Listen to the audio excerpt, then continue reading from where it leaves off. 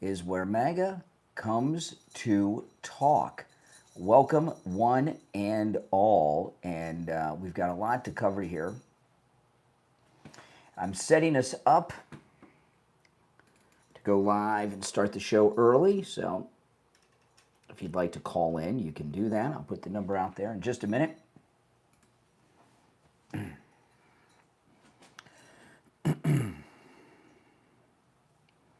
Welcome, everyone. This is where MAGA comes to talk. My name is Brian Craig.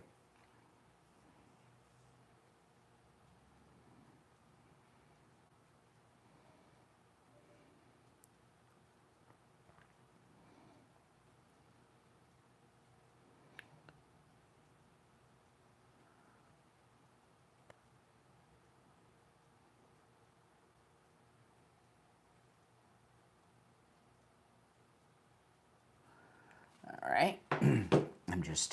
I'm setting everything up that we're going to cover, and then I'm going to start the other stream in just a moment.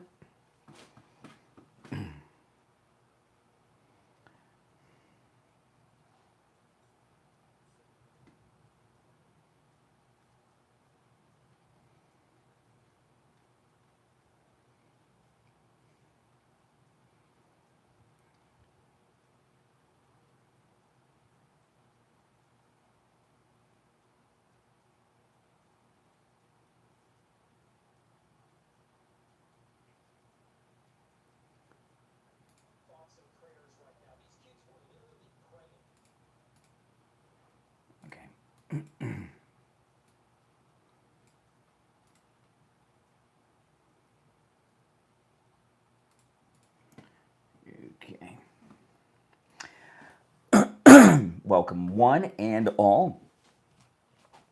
I'm going to get the show started in just a moment.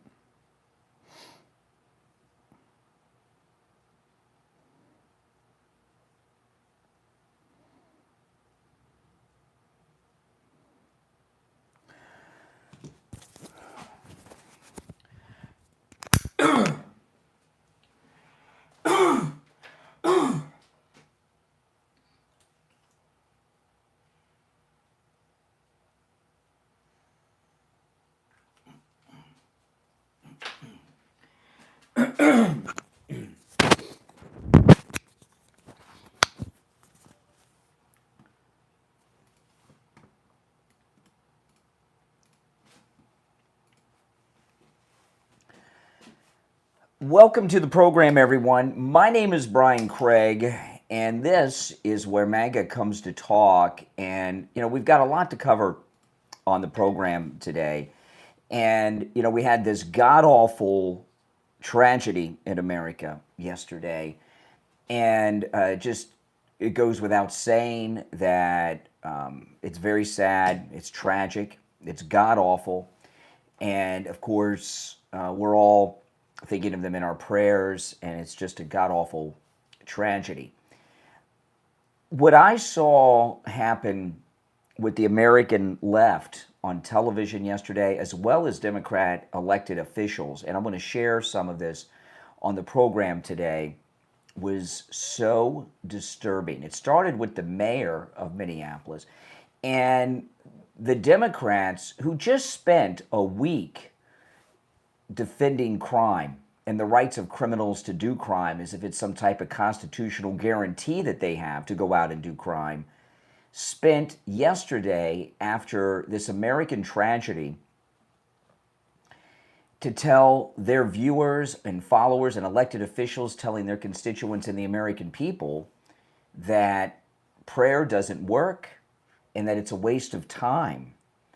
And what the left did with this is they literally came out of the closet as atheists. Now, we all know that liberalism, that communism is godless. We all know that. It's atheist.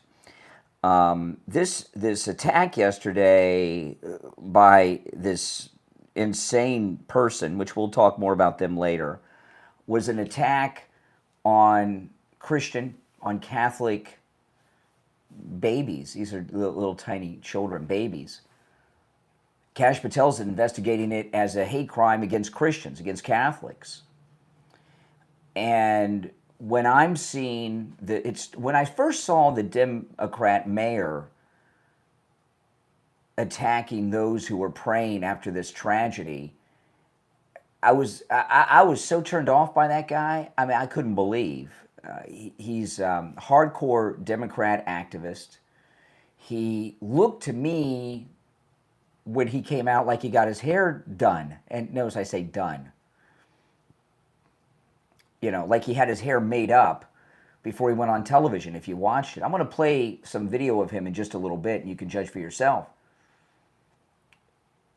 This is a guy that never lets a tragedy go to waste. This Dem mayor, what he said about prayer during this tragedy right outside the school was disgusting. I was talking about him on my podcast yesterday, and I said he's kind of like he says the things that Tim Walz say, which makes sense since they're both from the same state, but he is like a mashup. This is the Dem mayor. This is how I described him on my podcast yesterday afternoon. He's a mashup as if you mash together Joel Osteen and Beto with all the stuff that comes out of Tim Walz's mouth. And it was so disturbing, not just to me, but to millions of others. And his perverted comments about prayer went viral on social media yesterday because people were so outraged. And then what I saw after that was people all over the media, Jen Psaki, Talib, Michael Steele, and others. I'm going to play some of them on the program today. They picked up on what he was saying, that prayer is a waste of time, it doesn't work, and they came out of the closet with their atheism. Now, I don't talk about my Christianity that much. When it comes up, I do. I am a very, very strong Christian, okay? More than a lot of you would probably realize, because like President Trump, I don't go around bragging about it all the time and wearing it on my sleeve and all of that.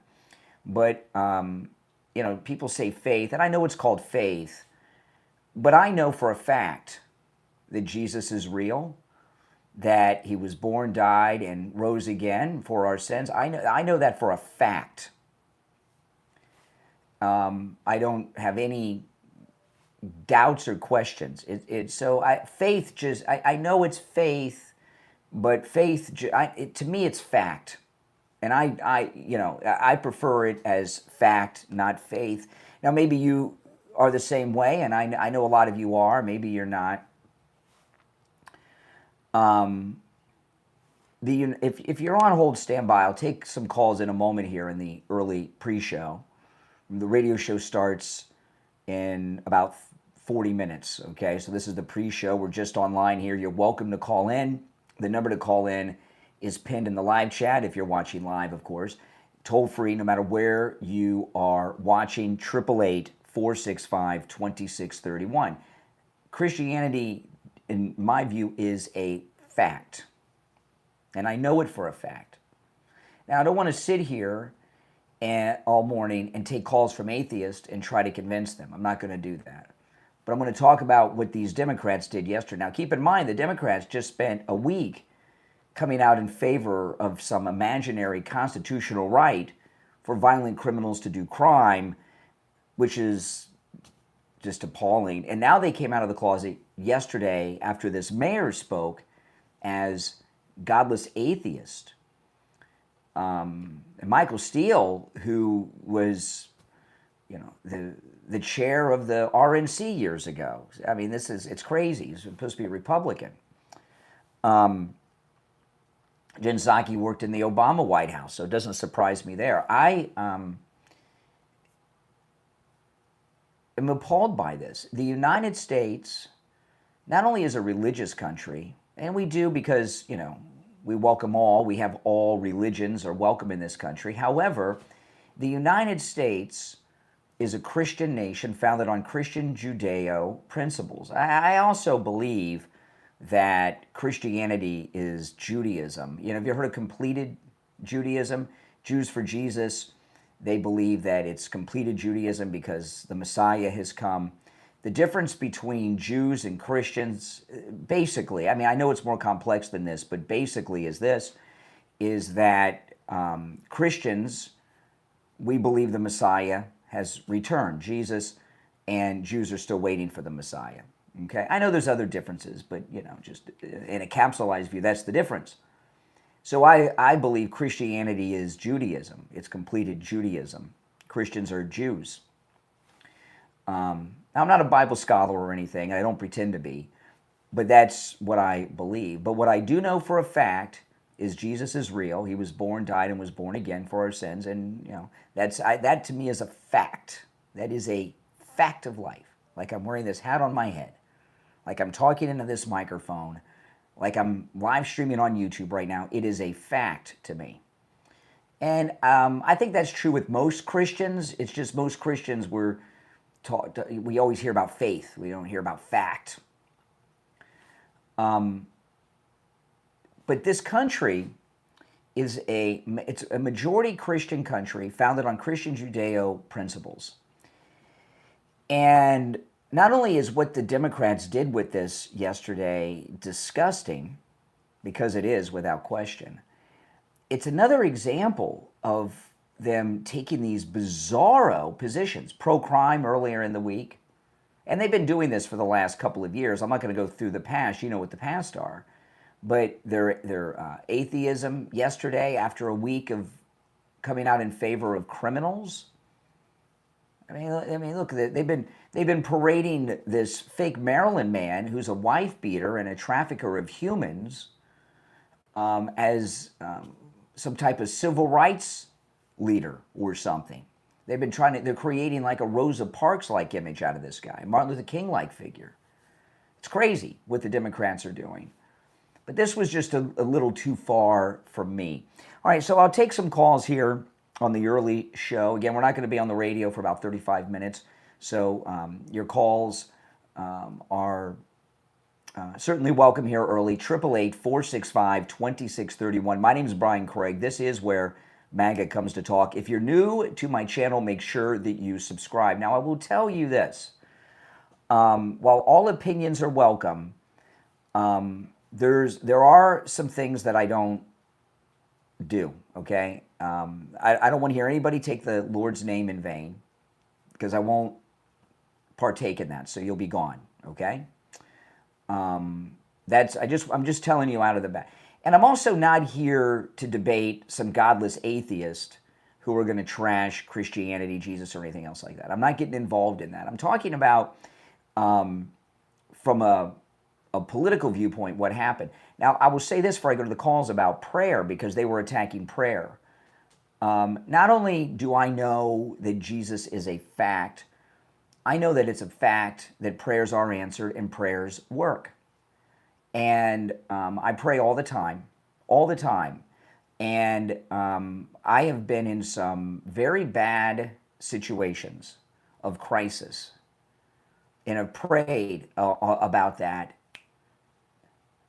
and it was taken care of. Okay? So I know for a fact everything I told you about Jesus and Christianity, and I also know for a fact that Jesus answers prayers, because I've seen it happen personally in my own life. And I'm not talking about something years ago. I see it happen all of the time in my own life. Okay? And I know I'm not alone in that.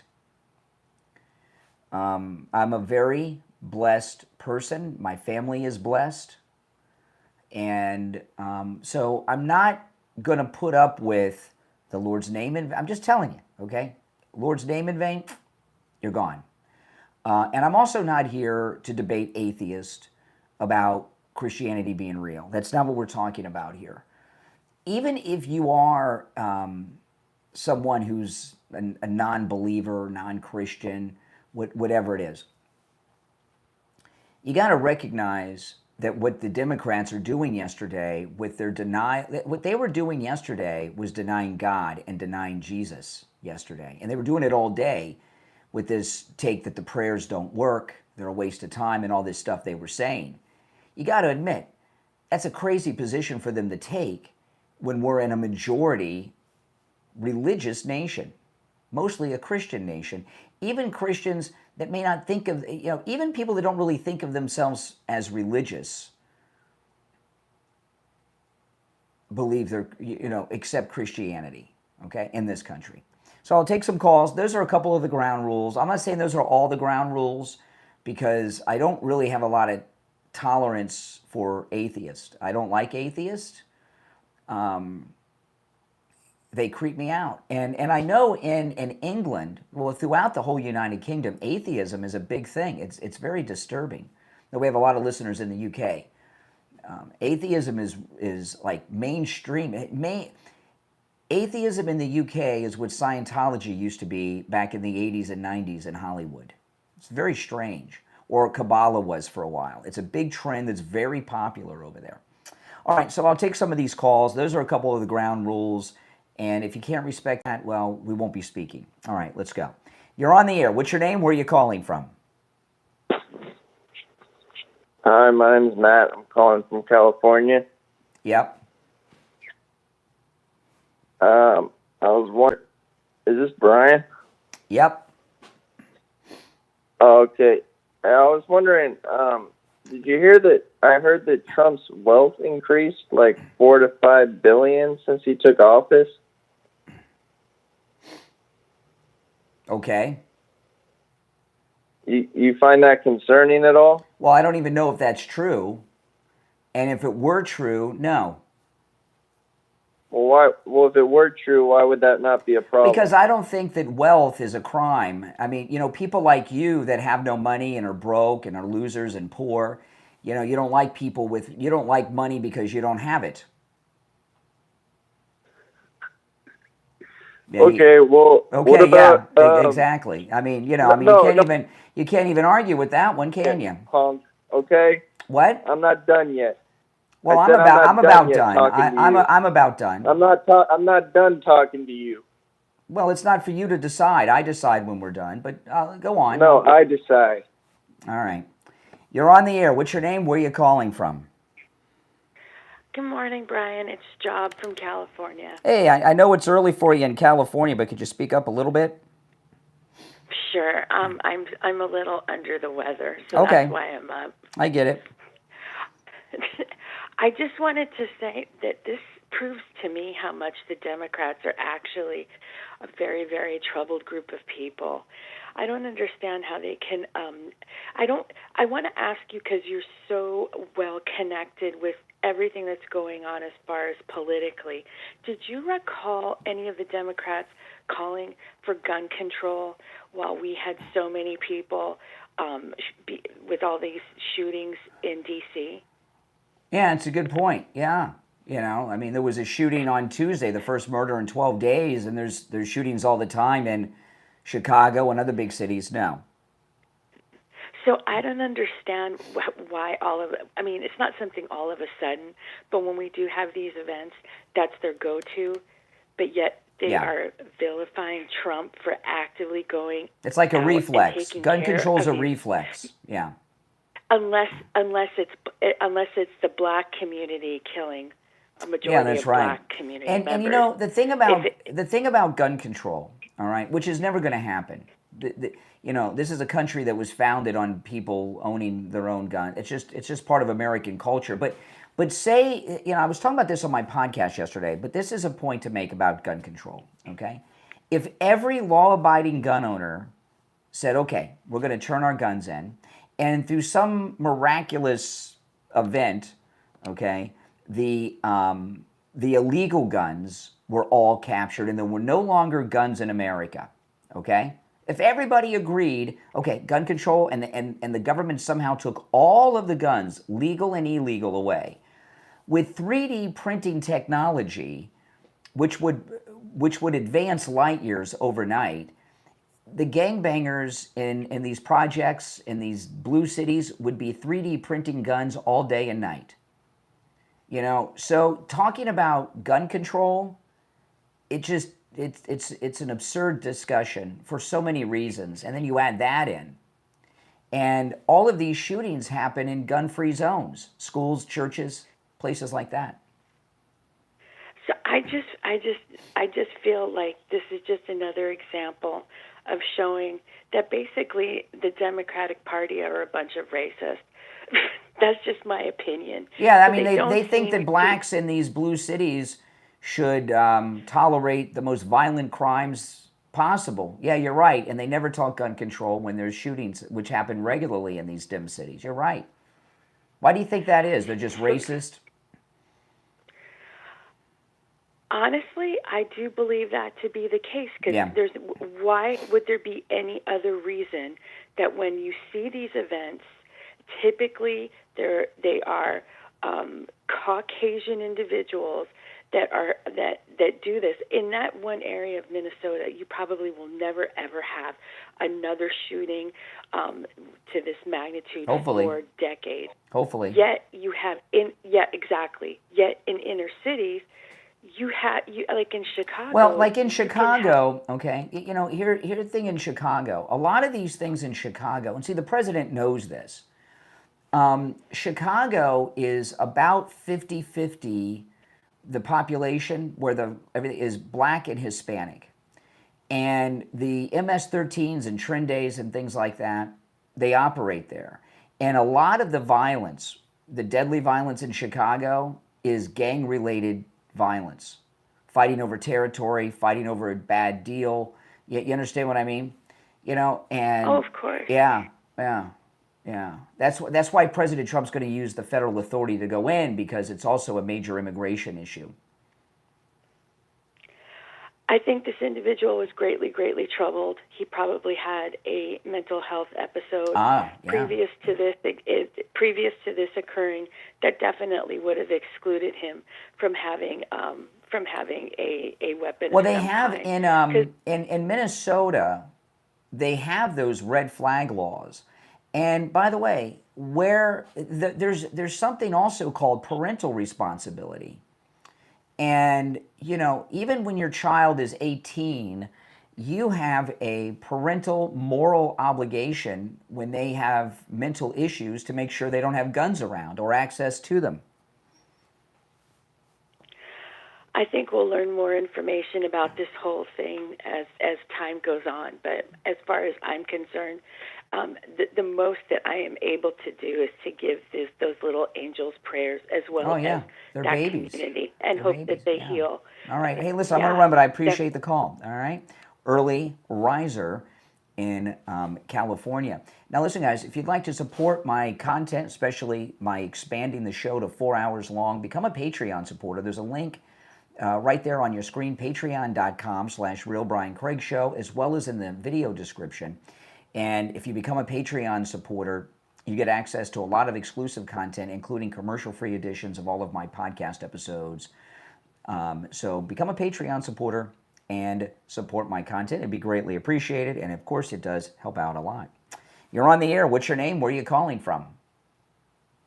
Hey, it's Jeremy from California. How you doing? Hey, Jeremy. How you doing? Hey, I'm just curious. So you're saying that gun control doesn't work, right? Yeah, with things like this. Absolutely. Absolutely. Okay, so if gun control doesn't work, right, because it doesn't, then why do you guys actively vote against, like, health reform, mental health advocacy, all those things every time you guys have power? Well, I don't, that's not true. I know. True, though. No, it's not true. Pam Bondi. Excuse me. You can say it's not true. Pam Bondi talked in, Pam Bondi in one of the cabinet meetings that was televised, one of the first cabinet meetings of this term that was televised when there was no incident like this in the news, was talking about her support of red flag laws against people that have mental health and domestic violence issues. Yeah, Pam Bondi has been a long supporter of that, as has the president. You're lying, Brian. No, like, I'm you're not. lying right now. I'm not lying. It was in one of. In Yes, fact, you are, Brian. when she said it, a lot of people got upset about it. Excuse me, I'm talking, sir. Okay, you're on the air. What's your name? Where are you calling from? Good morning, Brian. James from Boca. Oh, hey, buddy. What's up? Not too much. Hey, the Lord Jesus Christ is real, and everybody should know this. If not, say a prayer, you'll probably learn. But the point of all this shooting is making me disgusted. We don't know anything about the guy from Butler. We don't know anything about the guy from the golf course. We don't know anything about the girl or guy from the church in Tennessee. Yep. We don't know anything about this guy.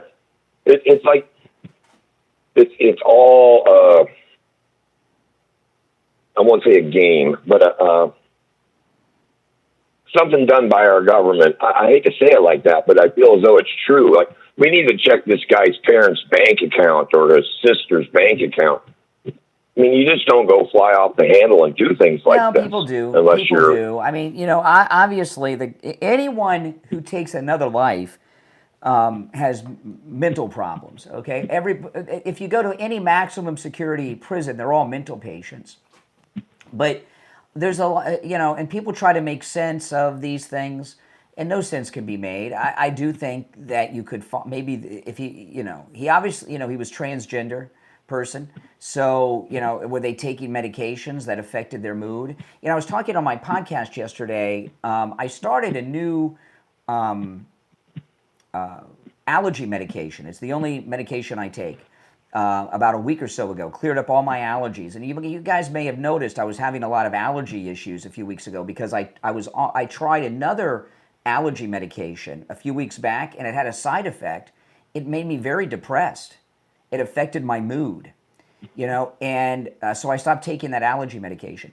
Every medication that you take has side effects, and a lot of them are bad. And people take a lot of these hormones and everything when they're changing their genders and stuff on top of mental health issues they may already have, and it makes them nutcases. Well, you have to have a mental problem to want to be a girl if you're a boy. I mean, growing up being in Gen X, we had the gay bars and we had drag, we saw drag shows, and they knew they were men, though. You know what I mean? They knew they were men dressing up as women. Yeah. They didn't act like women.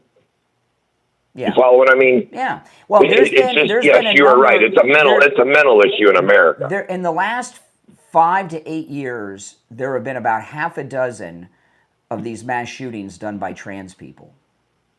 The one in Nashville, like this one. And I'll tell you, that kid in Butler had pretty long hair, if you noticed. Remember? But there have been about half a dozen in the last few years that were definitely trans shooters.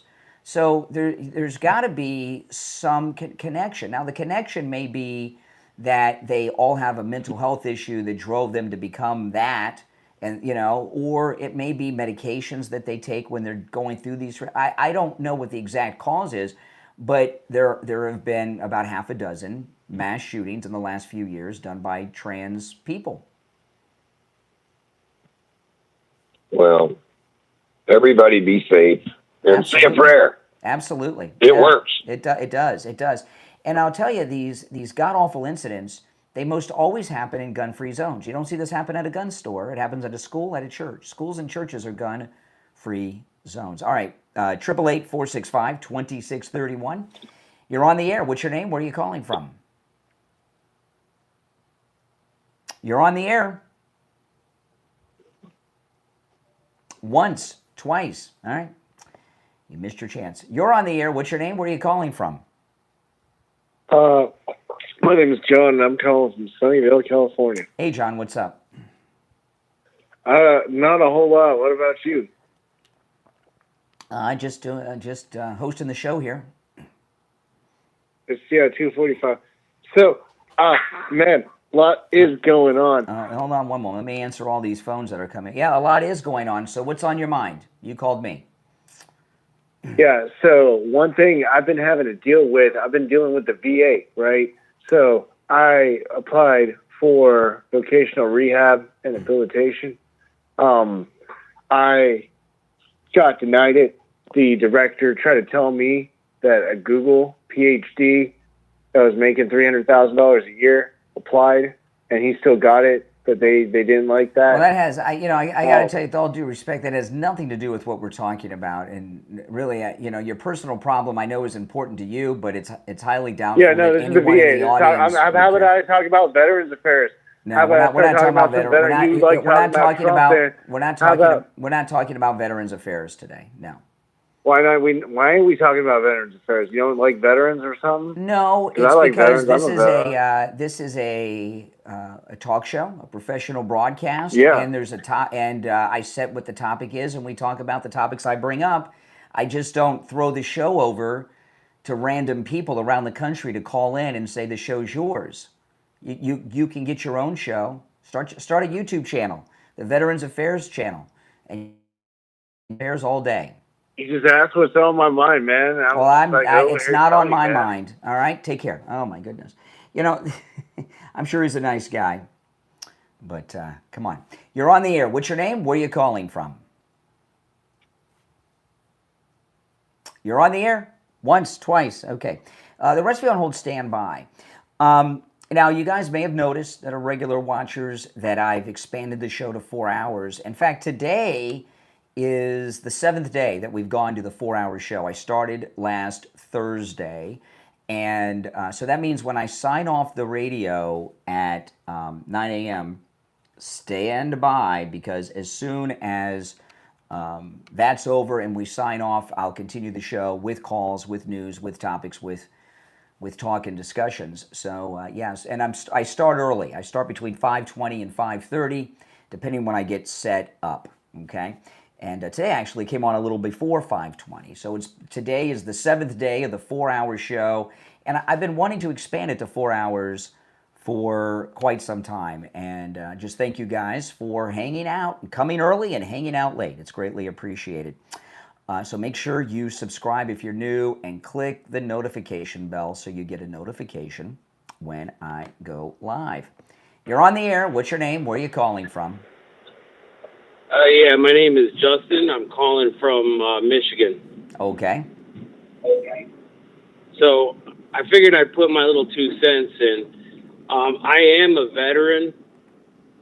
I think the issue with the mass shootings massively is the access to weapons that have the type of firepower that they have, the capability of amount of death that can be applied in a short amount of time, and the bullet trajectories of high-powered rifles as well.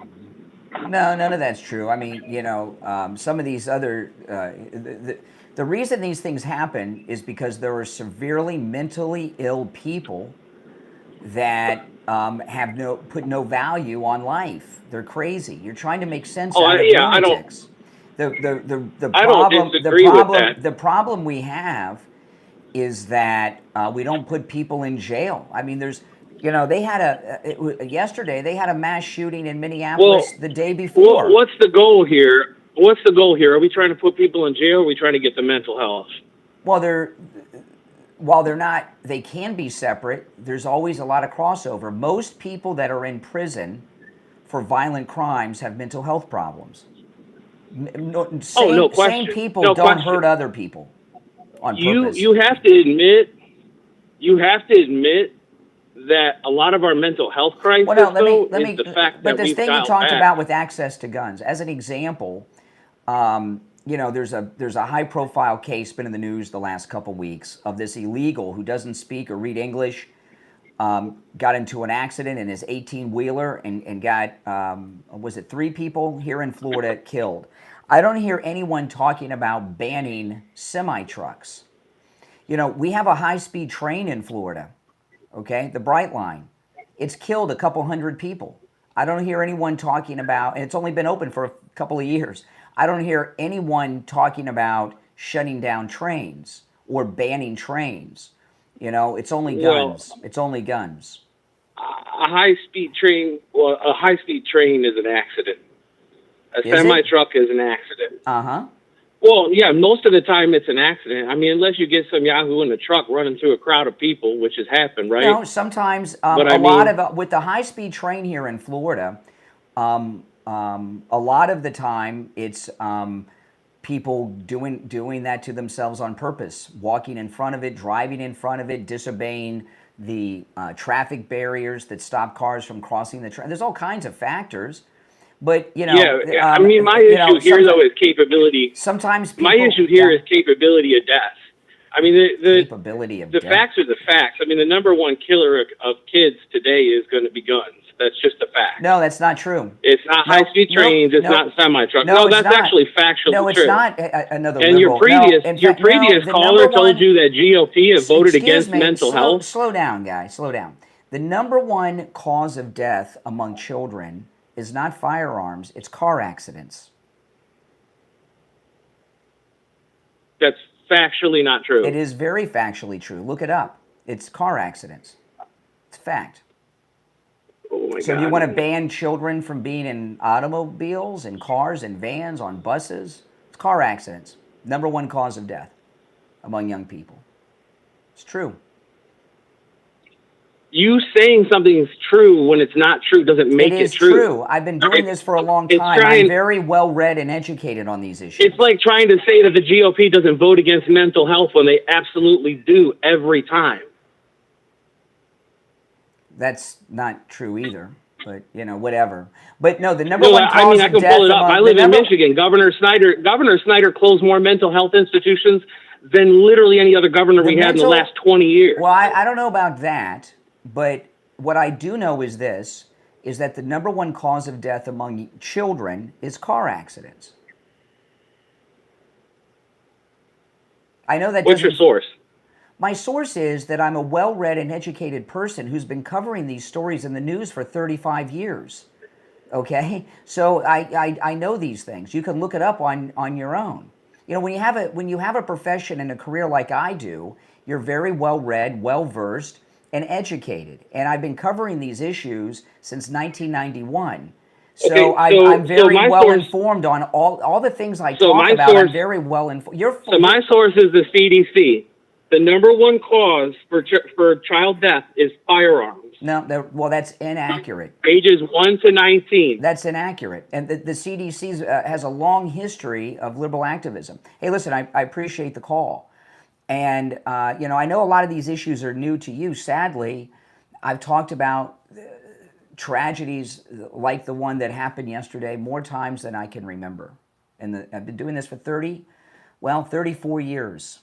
This is my 34th year in broadcasting, and I've covered all of these things.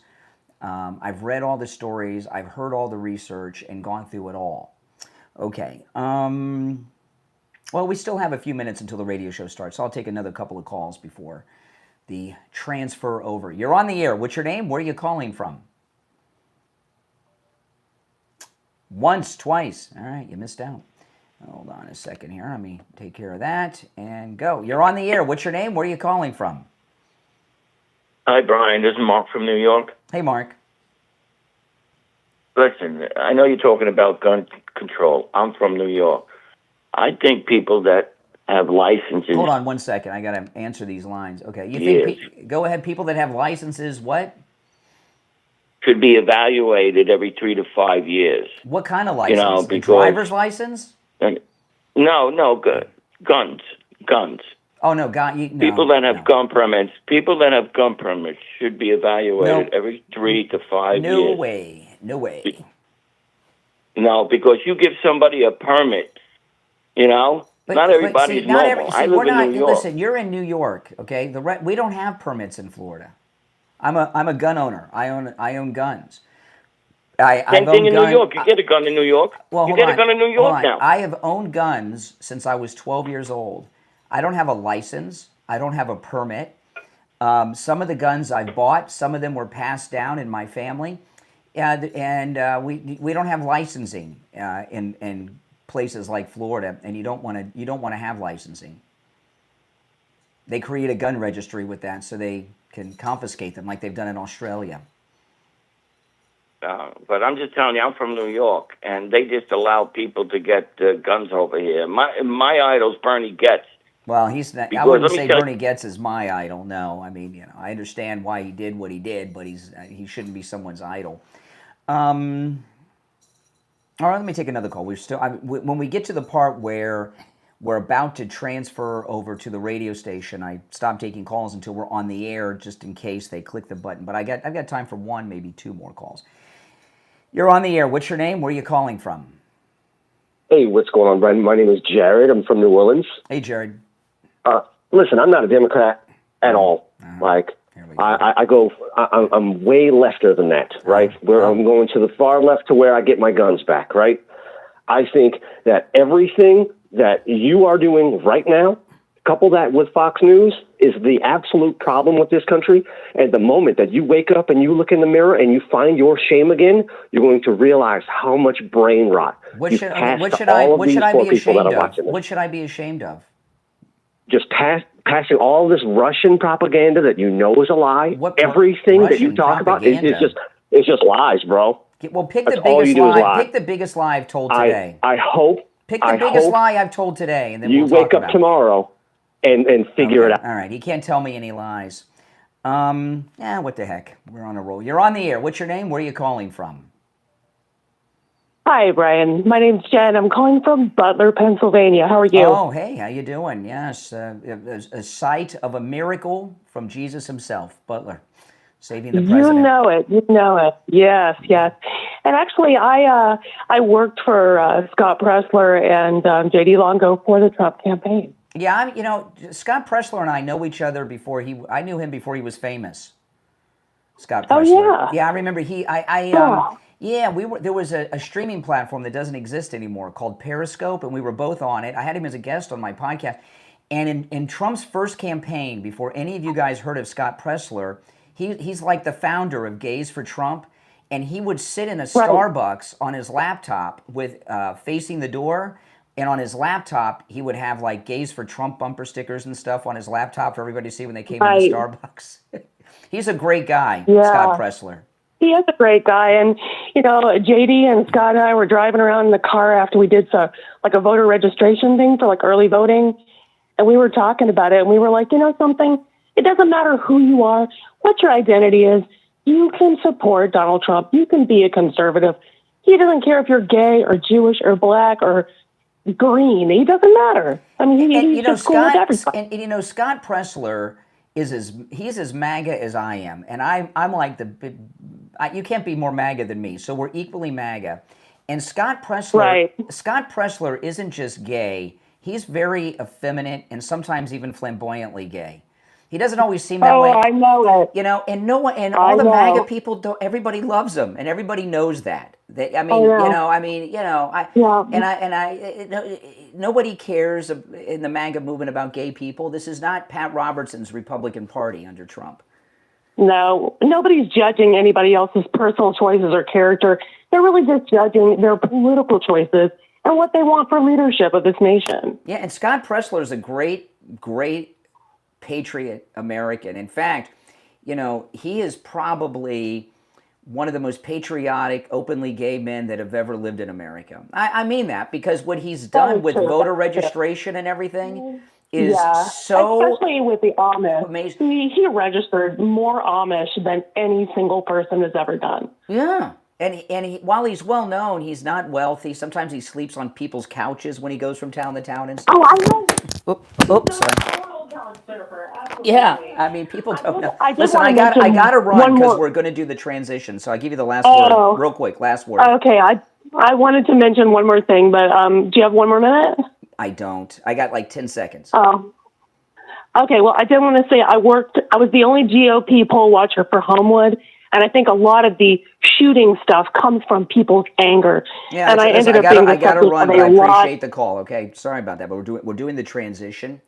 And when we do the transition to the radio station, the reason I don't take calls is just in case they hit the button by accident, which it happens all the time at radio stations. Got to be careful about that. You know what I mean? That's just the way it is. If you're on hold, stand by. When we start on the air in a couple of minutes, I'm going to recap some of what we talked about, but bring up some things I've not yet shared. And then I'll go back to the phones. So if you're on hold, stand by. And you're welcome to call in and get in line on hold. The number is toll free. I'm just waiting to hear from Mike. He'll text me in a minute and tell me what time we're coming on.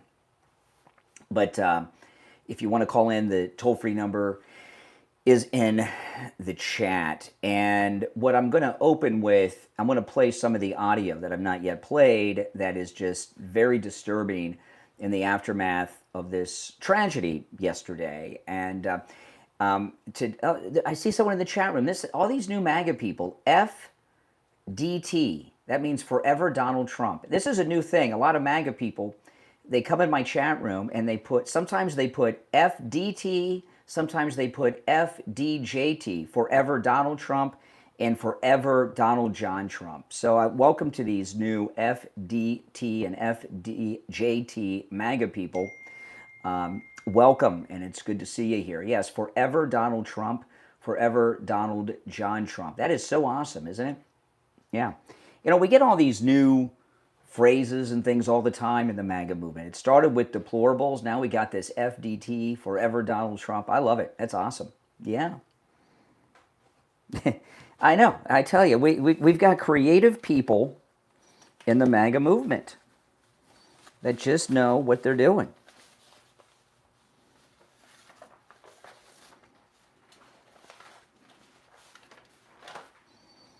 Mm-hmm.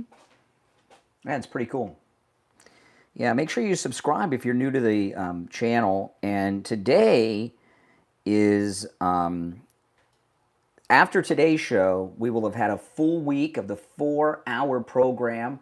So remember, guys, when I sign off the radio at 9, I'm going to continue, okay? But I got to sign off the air at 9 on the radio, and then I continue right here on YouTube. I've been starting about 5:20-ish. Between 5:20 and 5:30, I start live in the morning. Although today I started like even before 5:20. And I've really enjoyed it. I was wondering if I could do it. You know, it takes a lot of energy to do a 3-hour show. You know, the show's very high energy. And expanding to 4 hours, I was like, I don't know. But it's been great. And I don't have all the restrictions in the pre and after show.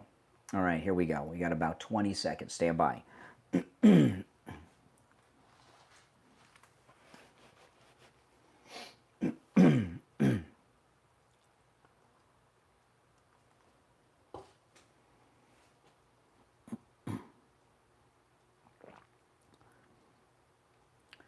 Welcome to the program, everyone. It is, can you believe, Thursday morning already. My name is Brian Craig. This is where MAGA comes to talk. The Steve Kane Show, Florida's longest running radio show on the radio since 1977, celebrating 49 years on the radio. Okay, obviously we had a god-awful American tragedy yesterday. We are going to talk about that and take your calls. Those of you on hold, stand by. You know, what I want to start with, though, today is the disgusting reaction from the Democrats in the aftermath of this tragedy. We have literal babies who are no longer with us. They're angels now. Babies. They're babies. And I saw that lowlife, dim Minneapolis mayor come out, and I'm going to play a clip of his speech yesterday in just a bit. He is a sick, psychotic, vile individual. And what he said was so offensive. In fact, it was so offensive instantaneously during this American tragedy. People were playing the clip all over social media. It went viral faster than anything I've seen go viral in a long time, what this mayor said. I'll play it for you shortly. It was atheist rhetoric. It was so offensive. I couldn't believe it. I really couldn't. And a lot of times, the first time you watch something like that happens, it's so shocking. It's like you ask yourself, did you hear it? Did you hear it? Did you hear what he said? Did he say what I think he said? And you look at this guy.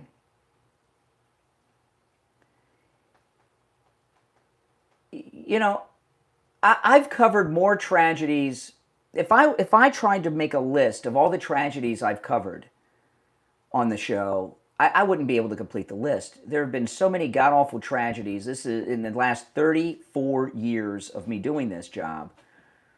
I wouldn't be able to remember them all. And when there are tragedies, Democrats come out with all kinds of strange, perverted ways of doing things. It usually somehow revolves around gun control. But what the Democrats have done now is, it's new with the tragedy, and it's just sick, sad, and disgusting. Now, the Democrats have spent the last week or so advocating for the rights of the most violent felons to be able to commit crime in these blue cities, right? We've been talking about that a lot.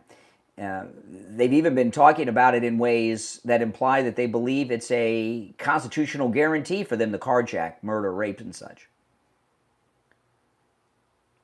Some of them are calling for gun control today. I didn't hear any calls for gun control with all the gun violence in D.C. that's been going on there, but they're calling for gun control now. But what the mayor did was put out a call about atheism. He was telling people not to pray. Prayer doesn't work. And it went viral, and I thought, wow, this guy, he really stepped in it. And then Democrats all day yesterday started attacking prayer and promoting atheism. Now, those of you that watch me online, I said this to the online audience. I'm going to say it to you on the radio. You know, I don't talk about it a lot because I don't think it's appropriate. However, sometimes I believe it is, and this is one of those instances. I'm not just a Christian. I'm Catholic. I've been Christian my whole life. I've been Catholic about 15 years or so. People talk about their Christian faith. To me, it's not faith. It's fact. Okay? It is fact. I know for a fact, and I think a lot, I'm not alone in this. I think most of the world of Christianity agrees with this.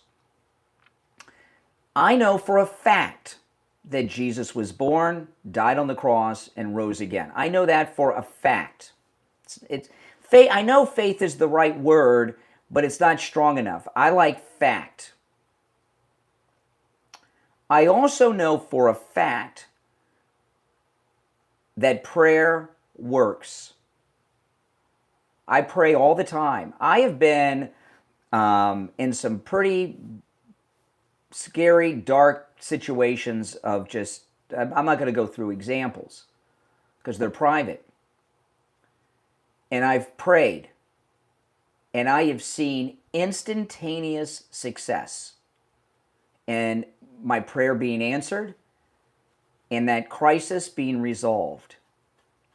We had, I had something happen in my personal life that this was about we got our 10th annual cruise is coming up in March, which, by the way, you're all invited on our 10th annual MAGA cruise. This was about, let me see, this was about 4 cruises ago. I got on board the ship, and we were leaving port, and something happened in my personal life, which I'm not going to share with you, that was god awful. And I'm on the ship and we're leaving. In fact, what happened was so bad that I may not have gone on the trip. It happened. And something happened as we were leaving Port Everglades, and it was so bad.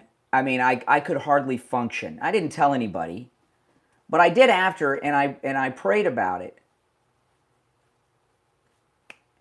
It got resolved, like that night, and it was something really bad in my life personally that was going on. And I was talking to a couple of guys in our cruise group about it, you know, on the cruise. And I've seen that happen in my life so many times. Prayers are answered. Prayers work. I pray all the time. Christianity is a fact. Okay? And also this. America is a religious nation, but we're mainly a Christian nation founded on Judeo-Christian principles. Okay?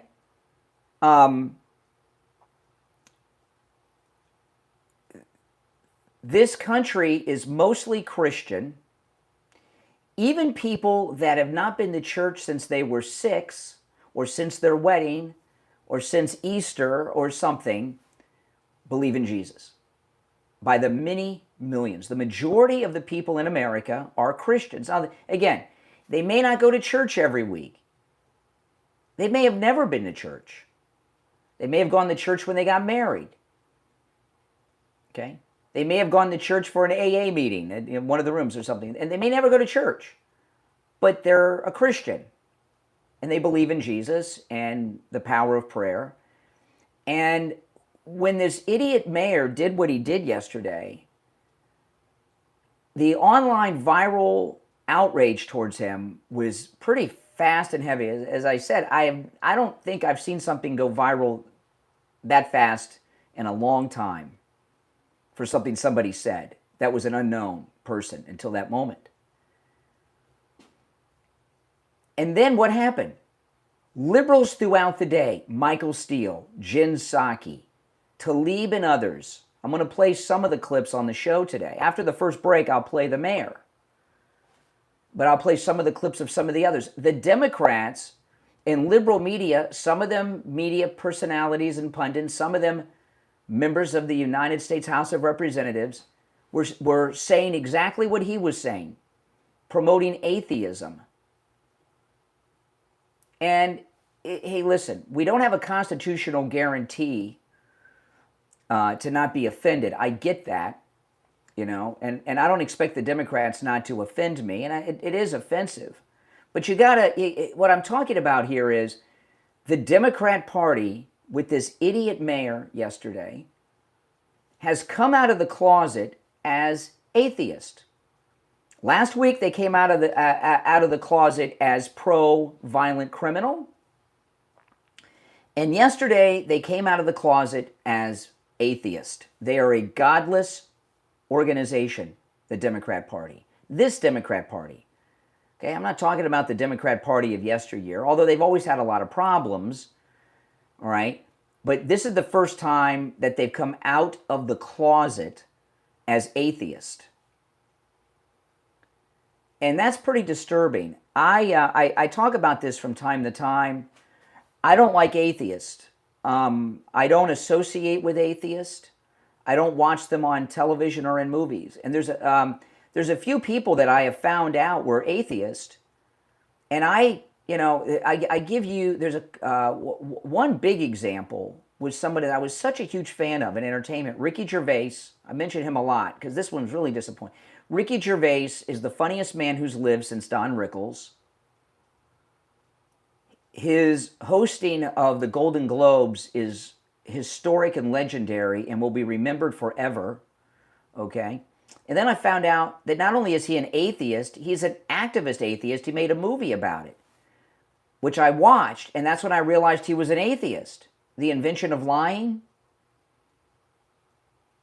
is an atheist movie with Ricky Gervais. I don't watch Ricky Gervais anymore, and I was a big fan of his. I used to watch The Office, the UK Office, long before that US version. His show Extras. Now, he made that movie a while back. I never saw it, so I didn't know. I didn't watch his movies. Remember Extras that he did? Very funny. He did another series with the guy that played one of the Ewoks, the guy that played Willow. I've forgotten his name. He's very funny and talented man. I don't watch anything to do with Ricky Gervais anymore because he's an atheist. I find atheism evil. It's evil. And it's also dangerous, I believe, to have people in power who are atheist. These aren't people who... what the Democrats were doing yesterday wasn't just attacking Christianity. They were attacking the belief in God for any religion. They were mocking it. They weren't saying Christian prayers. They were saying all prayers. You know, this Prime Minister of England. I found out he was an atheist. And when I found that out, I was shocked. I talked about atheism's a big thing in the UK. You know, if you're an atheist, you believe that everything on earth is all there is. Nothing before, nothing after. So if you don't think there's anything after, how can you be entrusted to be in charge of things that involve people's lives? Because nothing matters if you're an atheist. How can you lead a major nation like England? How can you be a mayor of a city that has regular violence if you're an atheist? I don't believe it's possible. I would never vote for an atheist. I would never support an atheist. And I don't associate with atheists because I believe atheism is evil. I believe it's satanic. And I believe it's incredibly dangerous. Now, I don't talk about my Christianity that much. I'm not a Bible scholar. So, you know, I'm not, you know, and I don't read my Bible like you're supposed to and all that stuff. Okay? And you know, and I'm not as well versed in the Bible as most anybody, okay? I get it. But I know for a fact that Christianity is, it's not faith, it's a fact to me, without doubt or hesitation. And what I saw from the mayor to Jen Psaki to Michael Steele and the others yesterday was frightening to me. That these people have come out of the closet as godless atheists. It's not anti-Christian. They're against God, you know, for any religion. Whether you're Christian, Muslim, a Native American who believes in whatever kind of gods Indians believe in, whatever it is, you're a Buddhist. They were talking about all religions, not just Christianity yesterday. So I want to take our first break. When we get back, I'll start playing some of the audio, and I'm going to start with this idiot mayor of Minneapolis that started this whole thing yesterday. And I don't understand why the rest of the Democrats felt obligated to come out of the closet with their atheism yesterday after this guy led the way. If you're on hold, hang in there. Our number is toll-free, 888-465-2631, 888-465-2631. We'll be right back.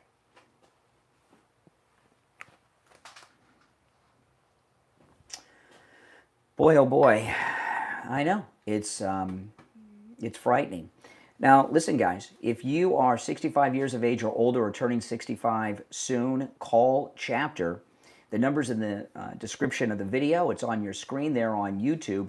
No matter what state you're in the United States, Chapter can help you with your Medicare. When you call that number, 805-754-3033, 805-754-3033, you're going to get a live agent on the phone, and they'll answer all your questions. It is completely free, no catches, no strings, no nothing, completely free. They'll review your policy and answer all of your questions, okay? Millions of seniors aren't getting the Medicare benefits they're entitled to. They don't even know it. Chapter will find out if you are or not. The average Chapter client saves $1,100 a year on their Medicare. So give them a call, and they'll make sure that you're not paying too much. Again, they can help you no matter what state you are in. 805-754-3033. 805-754-3033 for Chapter. Okay, we'll be back in about 2 minutes. If you'd like to call in, if you agree, disagree, the number is pinned in the top of the, or bottom, depending on where, pinned in the chat, 888-465-2631, 888-465-2631, and you're welcome to call in and share your thoughts on this. I'm going to get into the audio sound bites when we get back.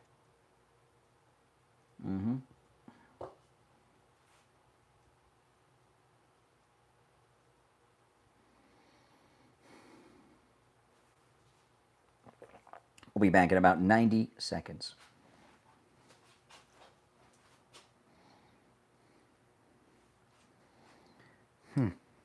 Just don't get that.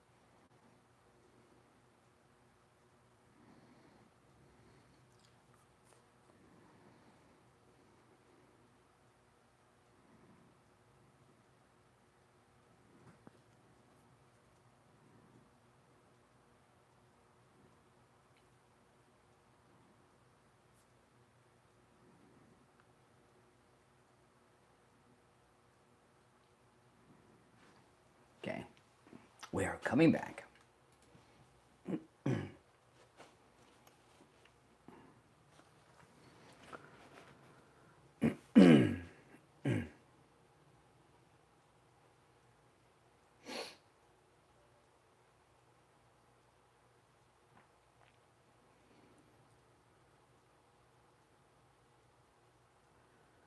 All right, we're back. My name is Brian Craig. This is Florida's longest running radio show, The Steve Kane Show. Our number, 888-465-2631. Okay, so let me start with the idiot mayor of Minneapolis, who kneeled down and prayed at the George Floyd funeral, but now says prayers don't work. Let me play the clip, and then we'll talk about it.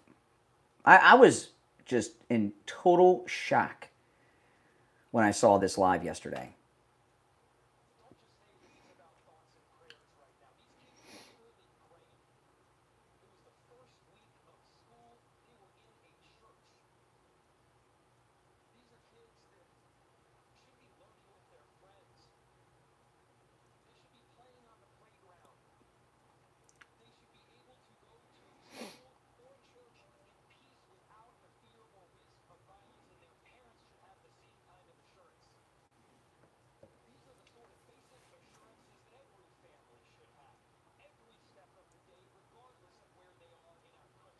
Yeah, okay, so the beginning, yeah, some of what he said is true, but what he says in the beginning,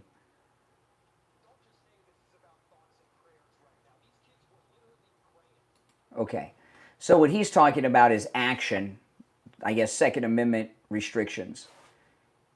Atheist, he just said prayer doesn't matter, it doesn't work. They were literally praying when this tragedy happened. Now, this guy is also, if you go and watch the video, this guy, he got his hair done before he went to this press event. Did you realize? He got his hair done. You could see his hair had been styled before he went there. He wouldn't have looked good on TV. I don't know if he has makeup on or not, but his cheeks are kind of rosy. And this is something I sometimes see in people that are public people on television and online when they have an audience. I saw a smirk on his face when he was talking, like he was enjoying the attention. I saw that in his face. Did you guys notice that too? Did you notice that it looked like he got his hair done before he went on television as well? Did it look like he was enjoying the spotlight? Looked like he was enjoying the spotlight to me too. The way I described him yesterday, and I'm going to add a person to this. This Minneapolis mayor is a bad dude, man. I've never heard of him before. Everything I've heard since I saw that yesterday has been bad, very bad. But he's kind of a mix of a bunch of people. If you took Joel Osteen, Mayor Pete, and Beto, and you mashed them together and created one person, it would be the mayor of Minneapolis. A phony baloney, godless liberal who, like Rahm Emanuel once said, never let a good crisis go to waste. And this guy was enjoying himself just too much. In the later press conference as well, when Governor Walz was there, that idiot. And the outrage of what he said was so strong yesterday. I mean, it was amazing outrage. I was in even more shock when the rest of the media joined in. Now, I want to mention something unrelated, and then we're going to break for the bottom of the hour and come back, and I've got some more audio sound bites, and if you're on hold, hang in there. We will get to the calls. I'm going to bring this up now quickly, and because this is, I don't want to do a whole thing on this, but I do want to take your calls on this as well. I think we've been conned, quite possibly. When I got off the air yesterday, my wife brought what I'm about to share with you to my. She had a thought about what I'm about to share with you, and she said it. What I'm going to tell you after the break, my wife told me she thinks we've been conned about something pretty big, and I thought, I don't know, maybe I didn't think about. She said it to me. I listened and I said, yeah, well, maybe. I don't know. I didn't think about it too much, and then yesterday afternoon, I saw someone else talking about it, and my wife said, that's exactly what I told you when you got off the air today. And I said, I think you're right. I said to my wife, I think you're right. I think there is a very, very good chance that the entire MAGA movement has been conned. I'm going to tell you what that is after the break. But first, I want to ask you this. Are you in pain? Hey, it's Thursday. Are you in pain? The weekend's going to be here before you know it. Well, the reason you're in pain is because, you haven't gone to see Dr. Appleton to take advantage of his laser away pain treatment. His laser away pain treatment works on every type of pain I've heard. I recently learned from Dr. Appleton himself that if you are in pain because of a car accident you were in, the laser treatment works on those pains as well. And then I realized the reason my knee had been hurting me for 30 years, that was the first pain he relieved me of, that was from a car accident I was in 30 or so years ago. My right knee, I was a passenger. I tensed up because I saw the accident about to happen, injured my knee. And I'd suffer for 30 years of pain. Dr. Appleton treated me, that 30 years of suffering gone. So if you've been in a car accident, go see him too. Remember, appointments are not necessary. Walk-ins are welcome. It works on every type of pain I've ever heard of. I'm going to go through a list. This list is a very incomplete list, but it's some of the most common pains that people have treated. But it's a very incomplete list. I'm learning about new pains all the time. Arthritis, bursitis, work and sports injuries, strains and sprains, repetitive motion injuries, post-surgical swelling, neck and back injuries, knee conditions like mine, tinnitus, spinal stenosis, fibromyalgia, plantar fasciitis, which I understand is incredibly painful, rotary tears, herniated disc, acute pain, chronic pain, the list goes on. Give Dr. Appleton a call. Dr. Appleton performs all the laser treatments himself. There's no pain. It's completely painless. In fact, you don't even feel it when it's happening. It's not just painless, the laser treatment with Dr. Appleton. You don't even feel it when it's happening. There's no shots. There's no surgery. There's no downtime. There's no drugs. And the best part is it works because he's relieved me of pain 7 times, and he's rid so many of our listeners in the years he's been with us of their pain too. Here's his number, 954-973-0710. 954-973-0710. That's 954-973-0710. And online, AppletonChiro.com. Go see Dr. Appleton and say bye-bye to your pain. We'll be right back.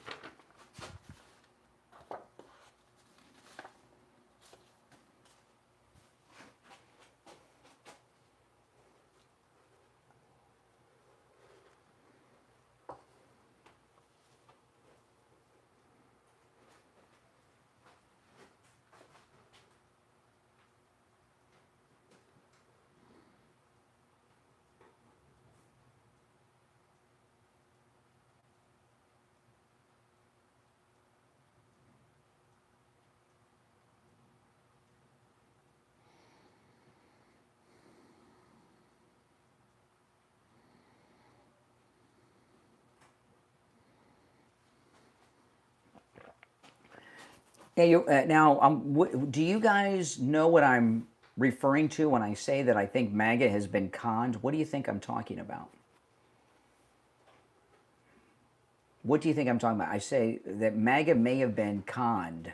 What do you think I'm talking about? I'm going to tell you when we get back from the break. We'll see if this has come up in any of your minds.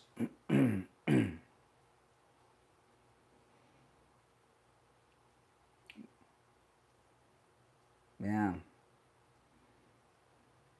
When I first tell you, okay, You may not agree. Like when my wife first told me, but then later when I thought about it, I was like, you know what? I think we have. And the more I think about it, the more confident I am that we've been conned. So if you don't agree with me when I first bring it up, I think if you think about it, you'll agree with me if you think about it. If you don't agree with me right away when I tell you, later today, I think you will. I'm going to get right into it after the bottom of the hour break. I didn't mean to hold it over through the break, but I looked at the clock.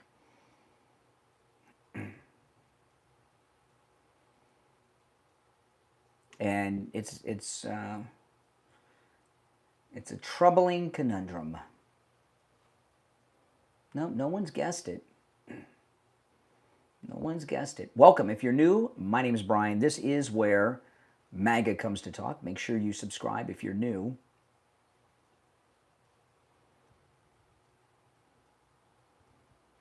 And I do want to hear your thoughts on everything I brought up so far today, including what I think we very well may have been conned on. I'm not going to give you a hint. I'm going to be back on the air in like 2 minutes, and I'm going to go through it. We'll be back in less than 90 seconds. I'll reveal it then. No hints.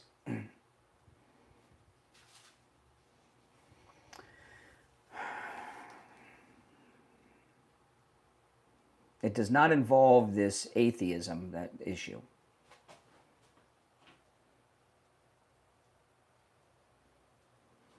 We'll be back in 1 minute.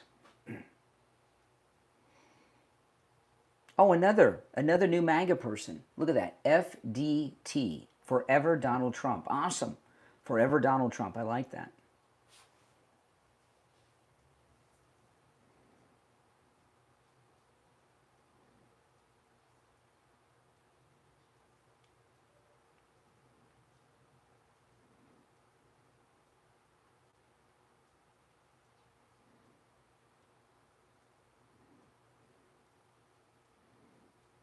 All right, stand by.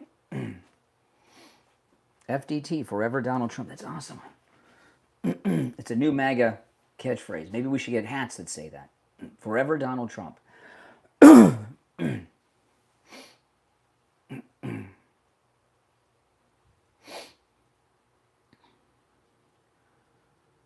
All right, we're back. I'm Brian Craig. It is Thursday morning already. Callers on hold. You stand by. Our number 888-465-2631. 888-465-2631. Before I get back to this atheism that the Democrat Party was promoting during an American tragedy yesterday, I'm gonna reveal what it is I referenced before the break. I didn't mean to tease it through the break, guys, but then I looked at the clock and, So I got off the air, just to recap for people that are just tuning in. I got off the air yesterday, and my wife says, I think we've been conned about this particular thing. And she told me, and I said, I don't know, maybe, Sometimes when I get off the air, I'm decompressing from, 4 hours of discussion, and my brain stops processing sometimes. But I was like, yeah, maybe. And then yesterday afternoon, I heard someone else in the media suggest what my wife told me yesterday morning when I got off the air. And I told my wife, I said, you're right. You were right. I think we have been conned. And I'm going to share this with you. And when I do, a couple things here. One, I think some of you right out the gate will agree we've been conned. MAGA people. MAGA people have been conned, quite possibly. I think a lot of you immediately will agree that MAGA has been conned by this. Some of you who are MAGA may not agree right now, but I think if you do what I did yesterday, you think about it, later in the day you'll agree. And I'm wondering if this is this con that MAGA very well may have fallen for is going to be a new tactic. I'm talking about Cracker Barrel. Cracker Barrel is what I'm talking about. I think, again, my wife was the first person to bring this up to me, and then I saw someone else yesterday. I think we've been quite possibly and highly likely and have been conned by Cracker Barrel. And this is the deal. We know that Cracker Barrel's business has been down. We know this. That's a fact. They've talked about it. Okay? Sit-down restaurant business has been down on the whole since the lockdown shutdown periods of 2020. However, local restaurants, while they may not have as many people coming in and sitting down as they used to, they still do very well with the DoorDash, okay, and the other food delivery services. So they make it up. And a lot of restaurants, they're doing more business because of DoorDash, even though they don't have people. But Cracker Barrel is a different model. You don't DoorDash Cracker Barrel. Not that you can't. I'm assuming you can. But Cracker Barrel is a rest stop. So people have gotten out of the habit of sitting down in a restaurant and having a meal, especially younger people that travel with young kids are Gen Zs and younger millennials these days. And their business is down because people's eating habits have changed. And their model is not one that fits into DoorDashing because Cracker Barrel was set up as a rest stop kind of place off the highway. And what I think is very, very highly likely, and I'm starting to believe it's true, and I want to hear your thoughts on this, was this an ingenious marketing ploy? They only changed the logo on a couple of restaurants nationwide, and they only did the refurb on a couple of restaurants nationwide. One of them is in Orlando. The other one was in another state. Maybe only two, but maybe not more than three in all. Okay?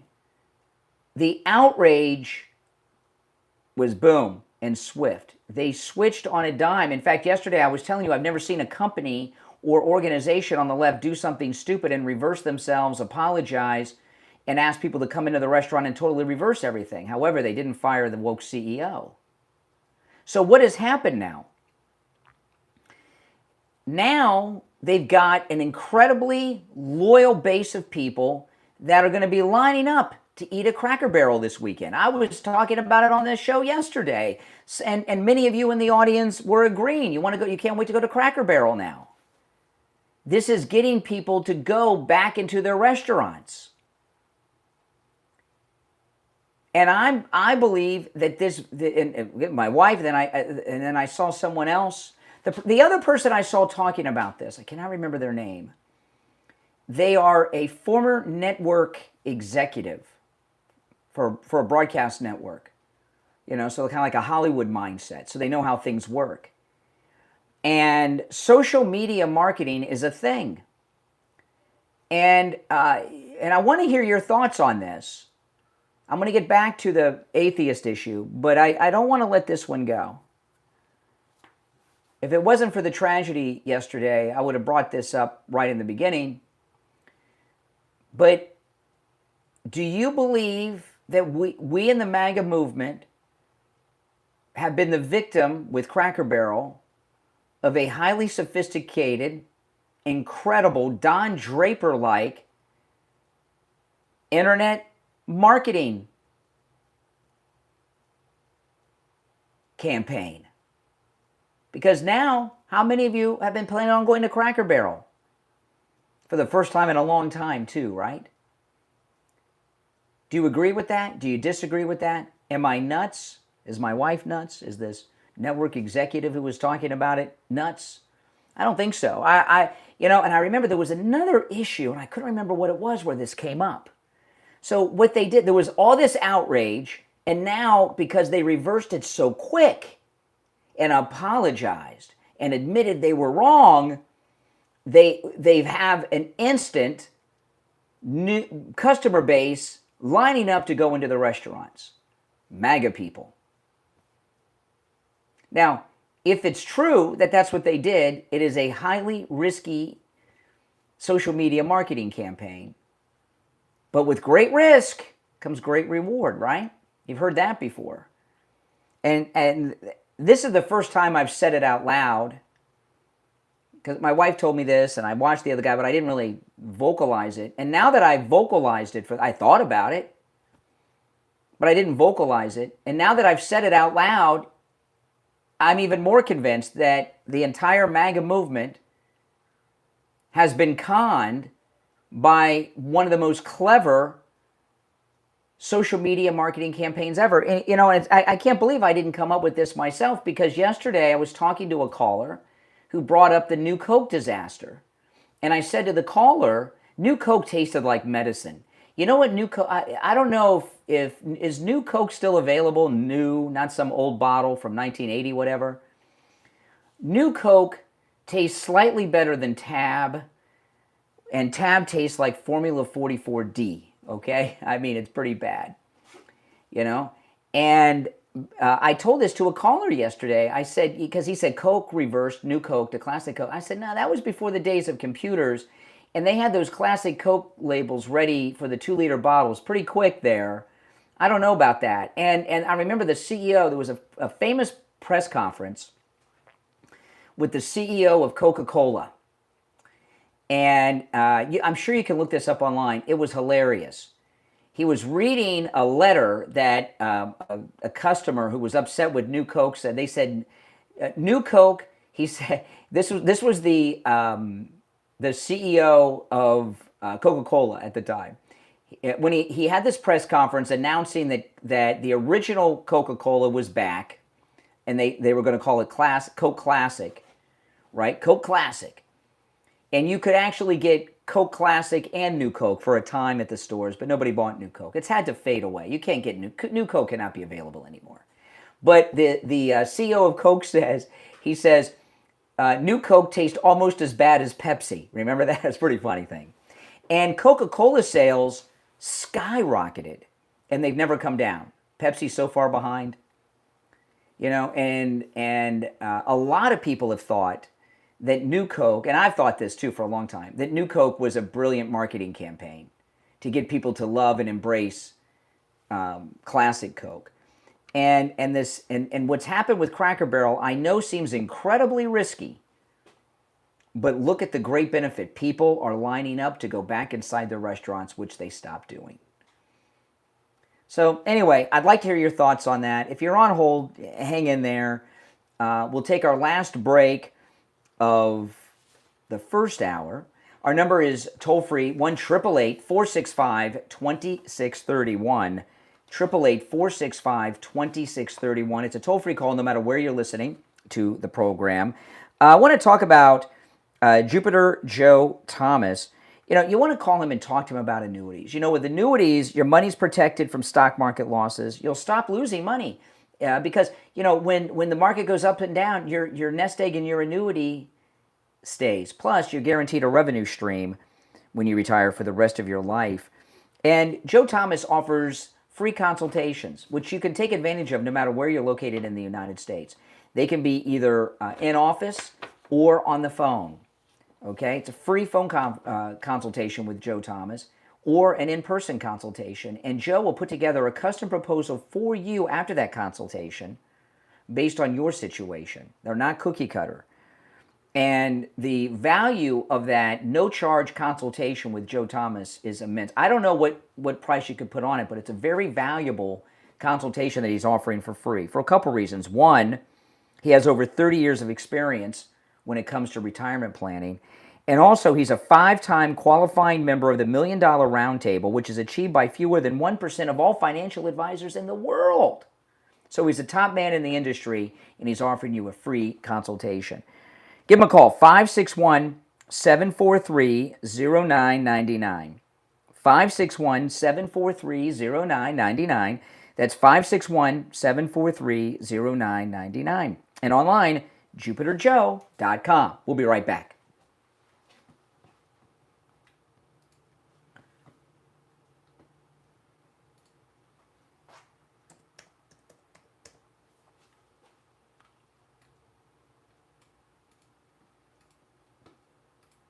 Now, if you're on hold, hang in there. What do you guys think in the chat? Do you think we very well may have been conned by a very sophisticated internet marketing campaign by Cracker Barrel? What do you guys think? What do you think? Yes or no in the chat?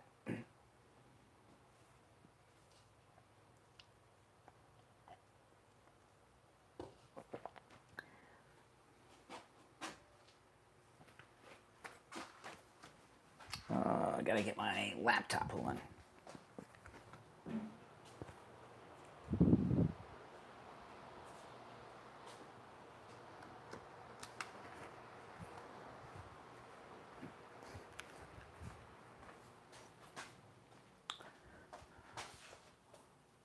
Hold on, guys. Whoa.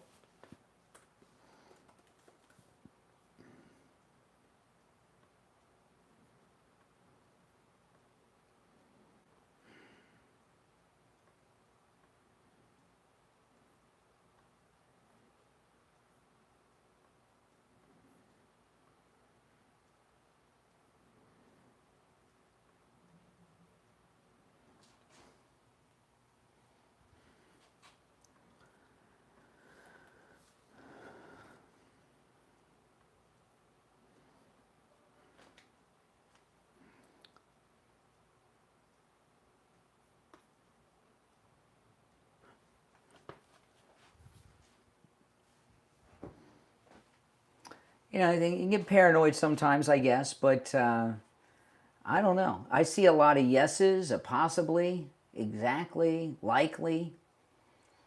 Somebody says horrible take. I don't know. I think it's highly likely.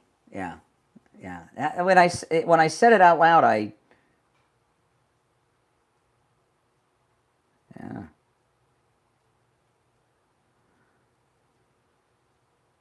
But I could just be paranoid. You get so jaded when you follow the news, right?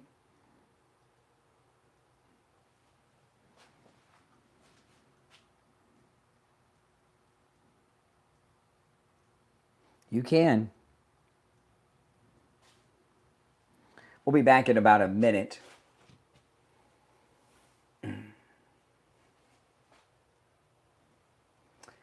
Yes, a friend of mine just texted me and he says, did they buy back any of their stock when it dropped?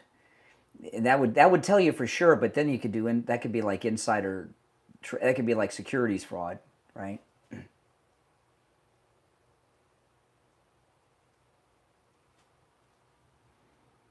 It tells you the power of social media and groupthink.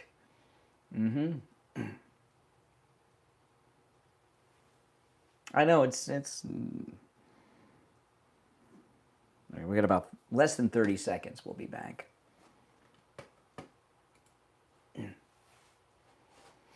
We'll never know the answer for sure unless somebody confesses, but I think it's more likely than not. They didn't have much to lose. Business was as bad as they say.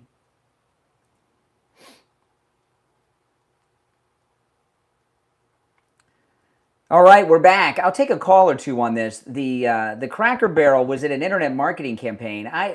The more I think about it, the more firm I am that it probably was. Oh my goodness. You're on the air. What's your name? Where are you calling from? Yeah, good morning, Brian. Oh, hey, Richie. Good morning. What's up? I listened to your opening, and it's so true what you said, and it was so disturbing yesterday. But and the con to me, I'm going to tell you what I think the con is, and I believe that God, nature, whatever you believe, and I do believe in God, and I do believe in Christianity, and whatever you believe, the Creator put us here as a man and a woman. And if you as an adult want to believe that you're actually, if you're a man, that you're a woman, I personally, I think this is a mental illness. And not only is it a mental illness, for parents to go and put these chemical drugs into these kids and cut body parts off. When kids are so, to me, if they are confused, this is child abuse. This is the thing that happens, okay? Because the monster in Minneapolis was a transgender person. Okay, and how old were they? I can't remember how old they were. When he was 7, but he was 23. He was 23, okay, but when he was 17, she changed his sex. Okay, but this is his mother. Yeah, this is the thing. 17. Okay, here's the thing. We've had about half a dozen mass shootings in the last few years that were done by trans people. Yeah, there's a sickness, and there's a few things to factor into that. I'm not opposed to someone doing those types of things. It's America, and we've always had trans people. They used to call them transvestites, right? Rocky Horror Picture Show, remember that? Yeah. But what they've done is they started doing this to young people, and the brain does not stop developing until the age of 25.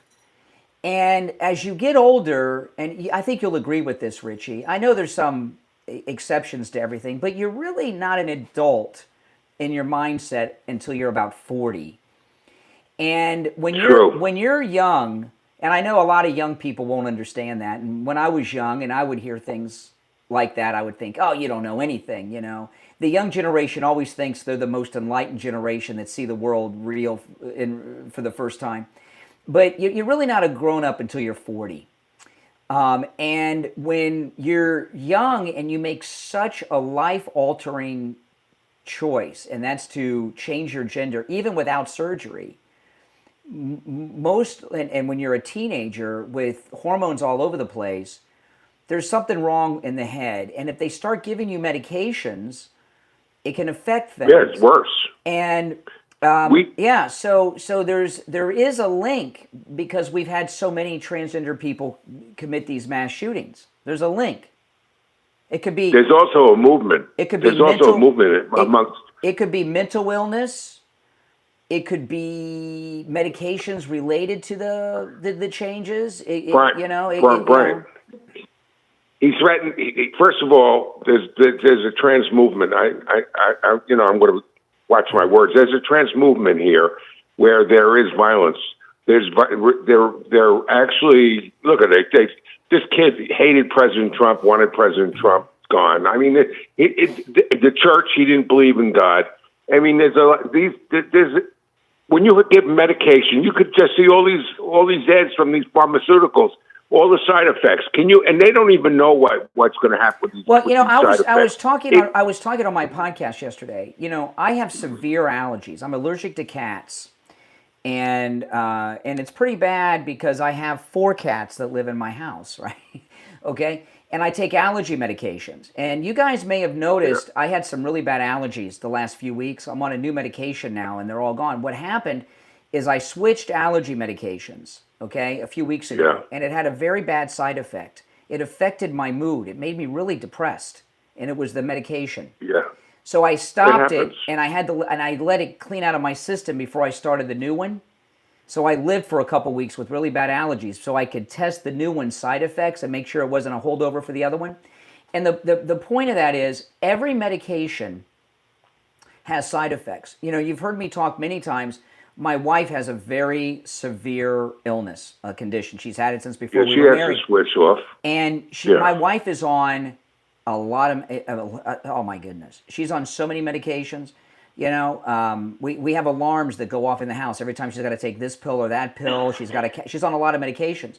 And as bad as her illness is, I talk to her about this all the time. I think the side effects from her medications are worse than her illness, but the illness could kill you, so she needs them. But the side effects of the medication are worse than the symptoms of her illness. Every medication has a side effect.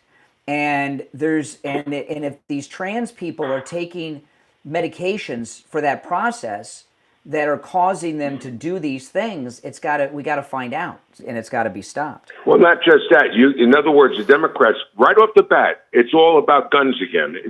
They don't want to talk about trans. As a matter of fact, they said if you threaten our trans community, they don't even want to talk about it. Yes, it's pretty sick that they don't. There's a problem here.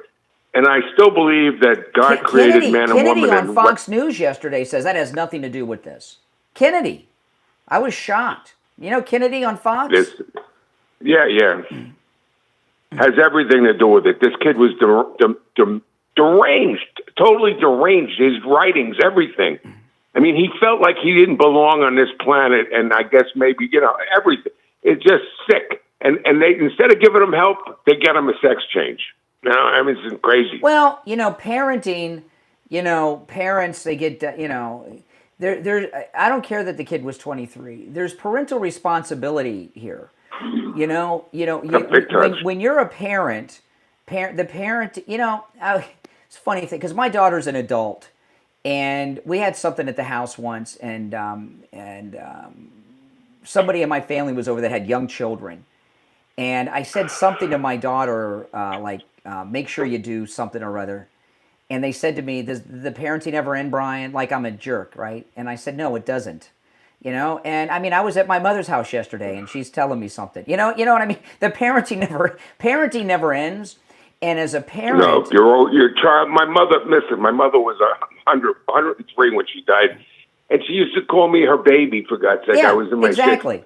So if you've got a child, I don't care if they're 13, 23, or 63, or 83, and you're 103, and they've got mental health issues, and they have guns. It is your, I believe, responsibility, morally and legally as a parent, to intervene. That's why Parkland happened. I personally think this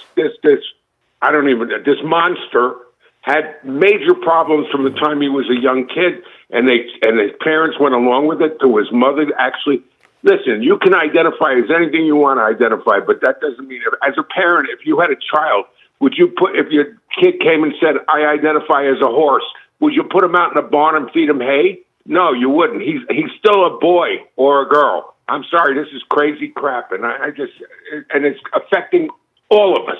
And for the Democratic Party to push this on people and say this is normal, it's not normal. It's a mental disease. I'm sorry. Yeah, and mental. And when those of you on hold, hang in there, because I don't want to keep you guys short, and I kept Richie on for a while. I've been short with Richie lately, so I let Richie go on, but I'll go back to the phones after the top of the hour. But I was very, obviously yesterday was a god-awful tragedy. Babies' lives were taken, right? I mean, come on. I mean, it's the worst. Yeah, terrible. But I was so troubled by this atheism talk from the Jen Psaki and Michael Steele and Tlaib, the mayor of Minneapolis, and others yesterday. These people are sickos. To believe atheism, in sex change, Brian, to believe in sex change of a child is in itself an atheist. Yeah, yes, absolutely. I'm one of the few people I know that does not have a tattoo. And the reason I don't have a tattoo, I've almost gotten them a couple times. The reason I haven't gotten a tattoo, and my wife, I remember on my 30th birthday, my wife actually took me to get a tattoo, and I didn't get it. You know why I didn't get a tattoo? It's not the pain. I don't like pain. I could take a couple shots of tequila and I could get through that. It's too permanent of a life-changing decision about my body. I couldn't make a decision that would leave me for the rest of my life with a tattoo. Mike, our board op, he's, I've talked to him about this. He's got some tattoos, and everybody I know has tattoos. It's too big. I can't make it. Now, can you imagine making a decision where they turn your penis into a vagina? I mean, come on. We'll be right back with your calls after this.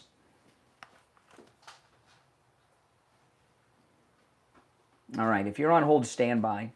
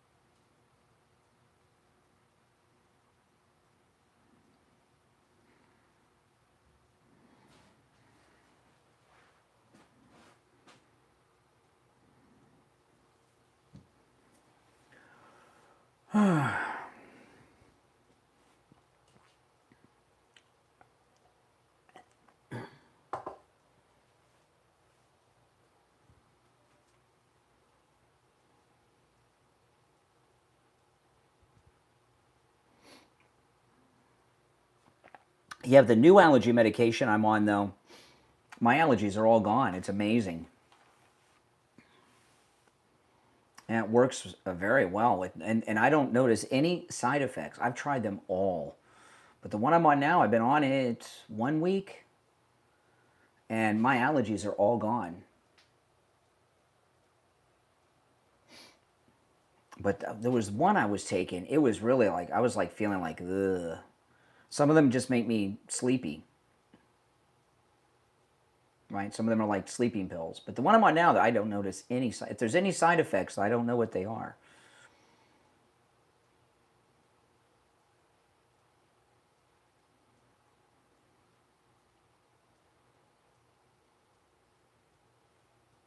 If you're on hold, stand by. I'm not going to do much recapping. I'm just going to go to the phones when we get back because people have been holding for a while.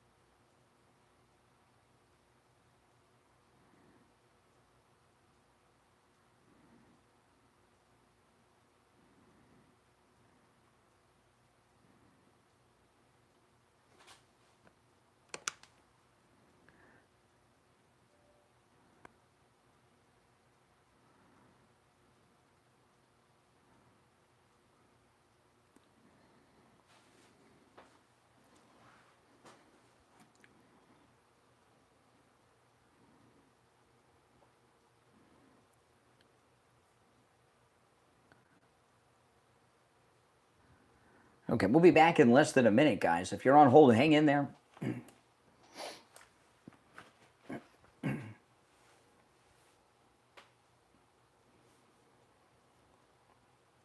little more than 30 seconds. Yeah, this is one of my alligator Alcatraz shirts my wife got me. This one, this is like, I love this one. Look at the back. Yeah, it's a great shirt. It's a great alligator Alcatraz shirt.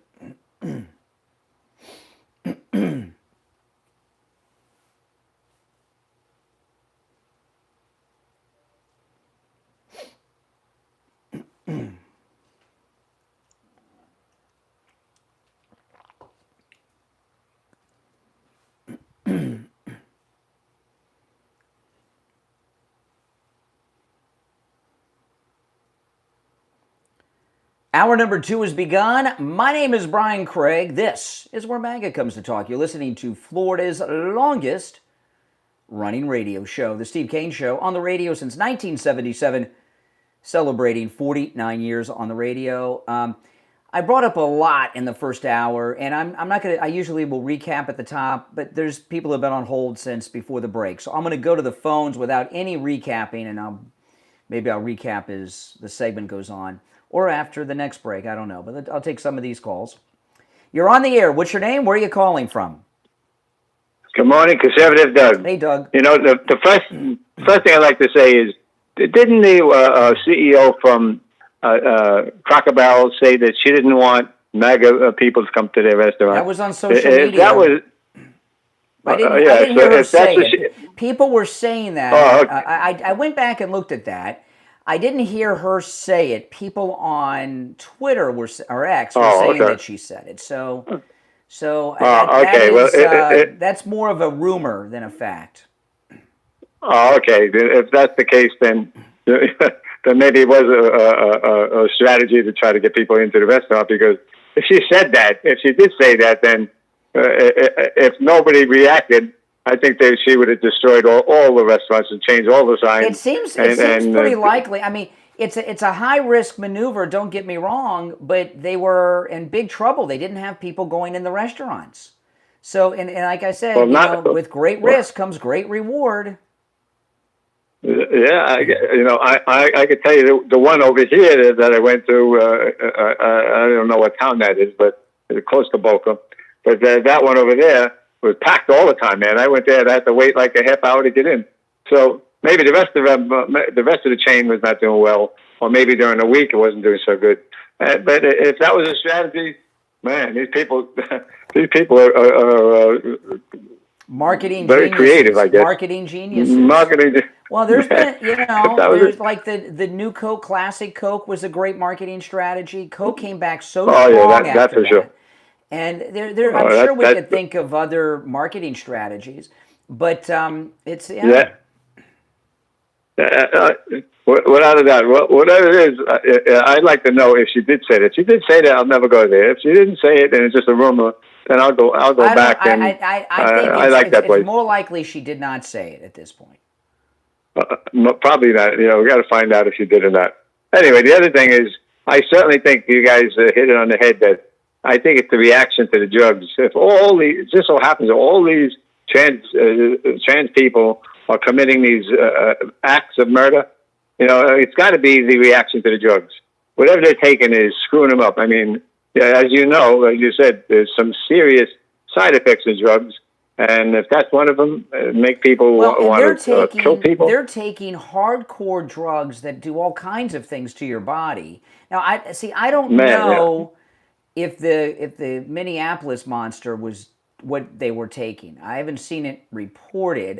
They said that the mother started this process when they were a teenager still, but I don't know if they were on those medications or not. I don't know if that's been confirmed.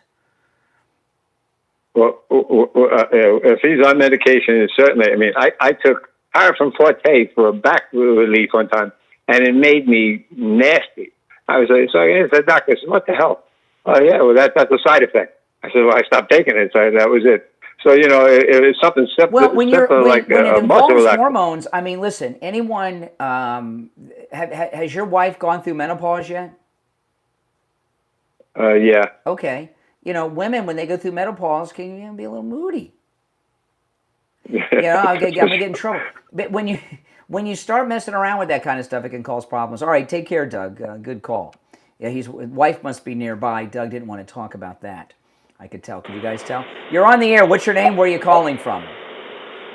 Hey, good morning, Brian. Trucker Ricochet calling from Pennsylvania today. How are you? What's up? Hey, bud, I'll tell you, are we on the regular show or are we still on the podcast? No, we're on the radio. We're on the radio.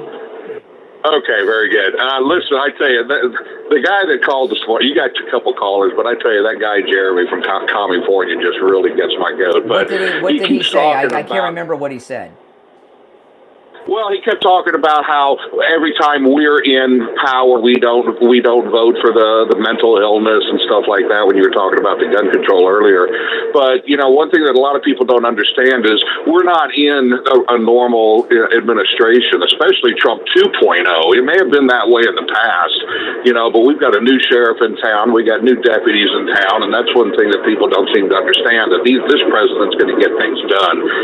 What happened up there in Minnesota is a terrible thing, but you were talking about the guy with the prayer thing. I didn't take the prayer comment the way you did, but I only heard it the one time you played it. I take it as, when somebody kills a person, that's a bad enough thing, but when somebody kills a priest or a nun, psychology, everybody thinks, oh my God, that's even worse. So these children were killed, which was terrible, but my God, they were killed while they were praying, even makes it worse. And that's the way I took it. Now, it doesn't mean that's the way he meant it. What upset me the most is this guy was acting like he was a thespian in an off-Broadway show. Speech was so over-rehearsed and his emotions were so canned that was more insulting because it was so fake. And he was enjoying himself. He had a smirk on his face. Yeah. He sounded like he was just acting and out there doing a performance. I've got a lot of pet peeves that I don't share because then you guys will do them all the time. But one of them, I don't like when I'm watching public speakers with that smirk. The smirk means they're in love with themselves. Exactly. Yeah, no, you're 100% right. And terrible thing, God bless those families and wish them all the prayers of the best. But great show, right. And have a great day, sir. All right, take care. Great call. You're on the air. What's your name? Where are you calling from? Yeah, it's Renee from Harlem. Hey, Renee, what's up?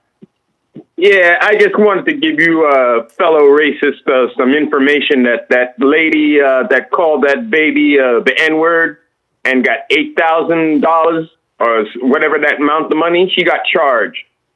She's going to go to jail. What was she charged with? What was she charged with? Abusive language, calling a child out his name and threatening him. She was arrested for using the N-word? He's been charged. With using the N-word? That's a crime? I mean, I don't use it. What's her name? Let me look that up. Shiloh Summer. I'll look it up and see exactly. Let me see if I can pull it up real quick while we're talking. Okay, this is from Newsweek, okay? Woman who was raised $800,000 online charged after calling a kid the N-word. Minnesota prosecutors, I'm just going to read this from Newsweek, okay?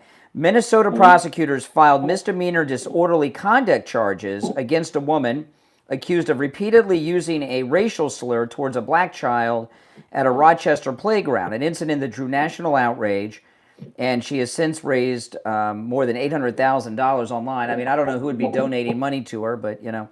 The criminal complaint alleges the defendant wrongfully and unlawfully engaged in offensive, obscene, abusive, boisterous, or noisy conduct, or in an offensive, obscene, or abusive language that would reasonably tend to arouse alarm, anger, or resentment in others.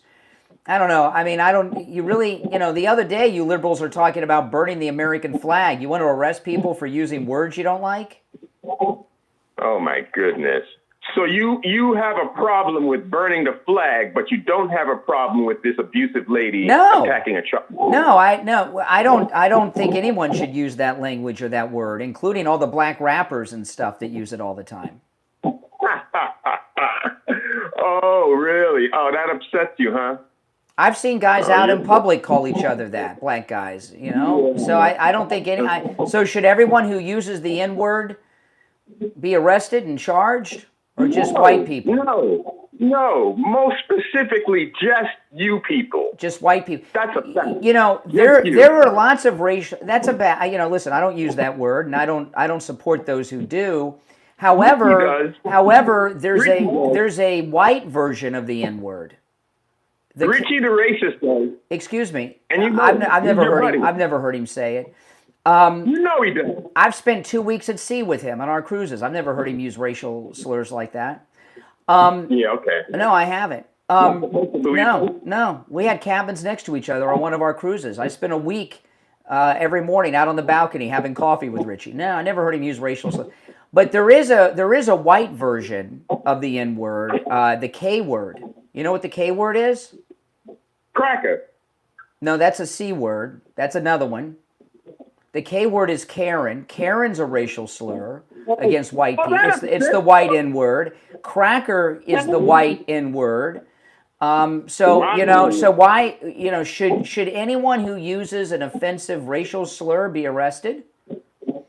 Karen upsets you, huh? It's a racial slur against white women. Yeah, it's like the N-word for white women. Karen, yes. What? No, it's not. Yes, it is.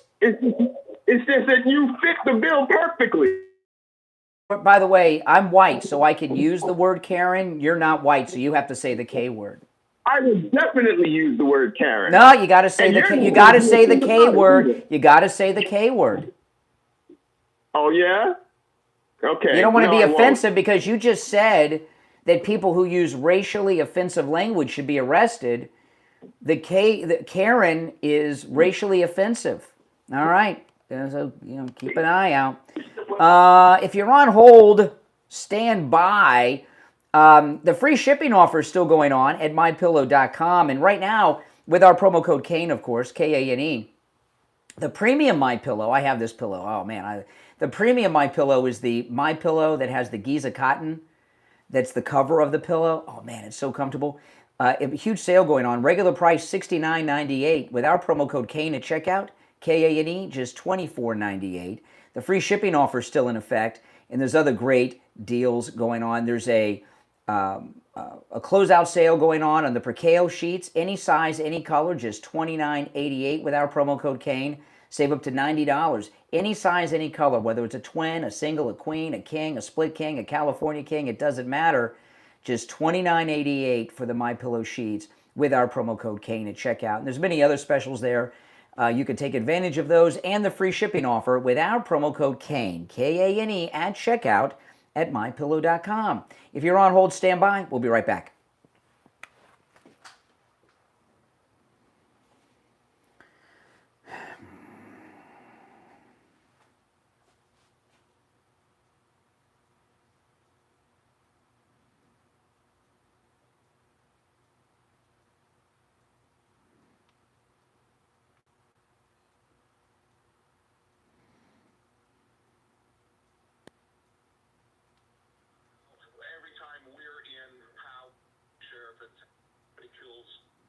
Let me do it.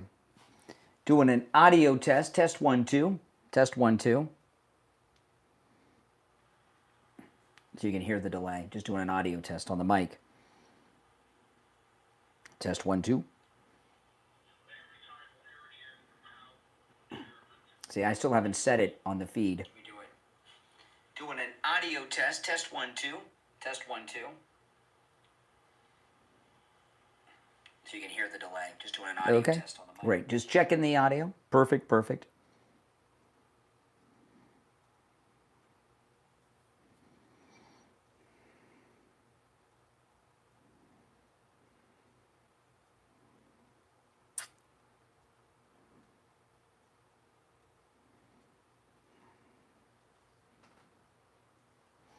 Okay, hold on. I got to get some things queued up here.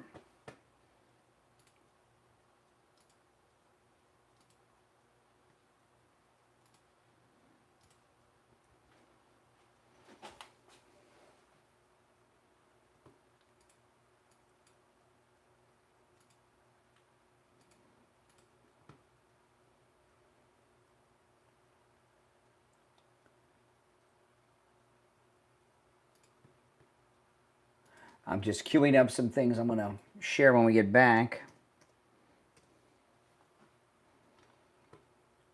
If you're on hold, hang in there.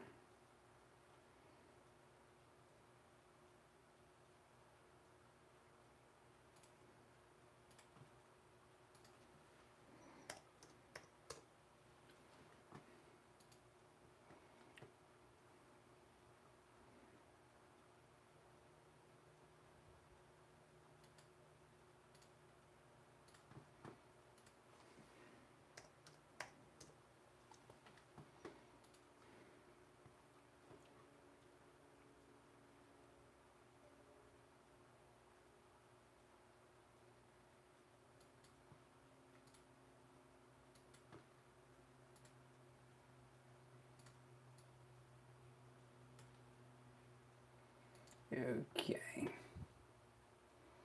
All right. Get into all of that when we get back.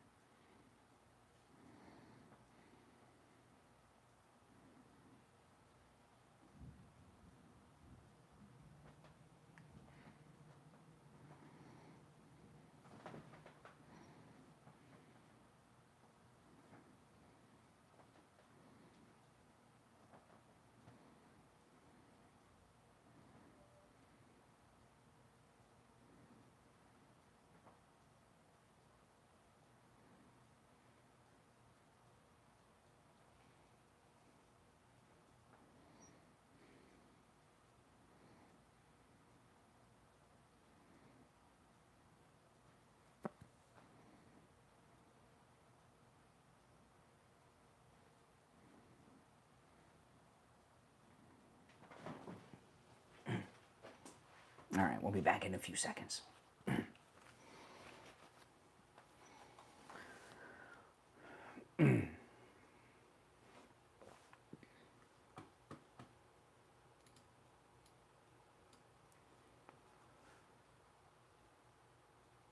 Okay, welcome back. I'm Brian. It's the Steve Kane Show. If you're on hold, stand by. Let me get back into this.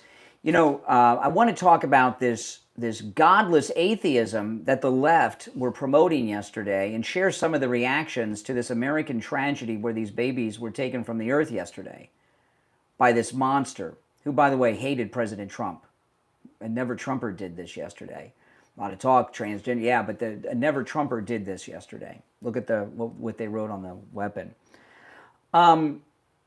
But just let me rewind a little bit and recap from the first hour with the mayor, and then I'll play the others that I had not gotten to yet. I was watching the coverage live. When I got off the air yesterday, I had to go do something, and I heard about the tragedy, and I was in the car, and I came back home, and I put on Fox, and I left it on because I wanted to watch live this god-awful event, what was going on. And you're waiting for that first press conference. When these major events happen, you're always waiting for that first press conference so you can find out what's fact or fiction, although X had stuff pretty early. So the mayor comes out of Minneapolis, and this guy's a monster. He's a monster. He came out, he came out attacking prayer. Let me just play the beginning.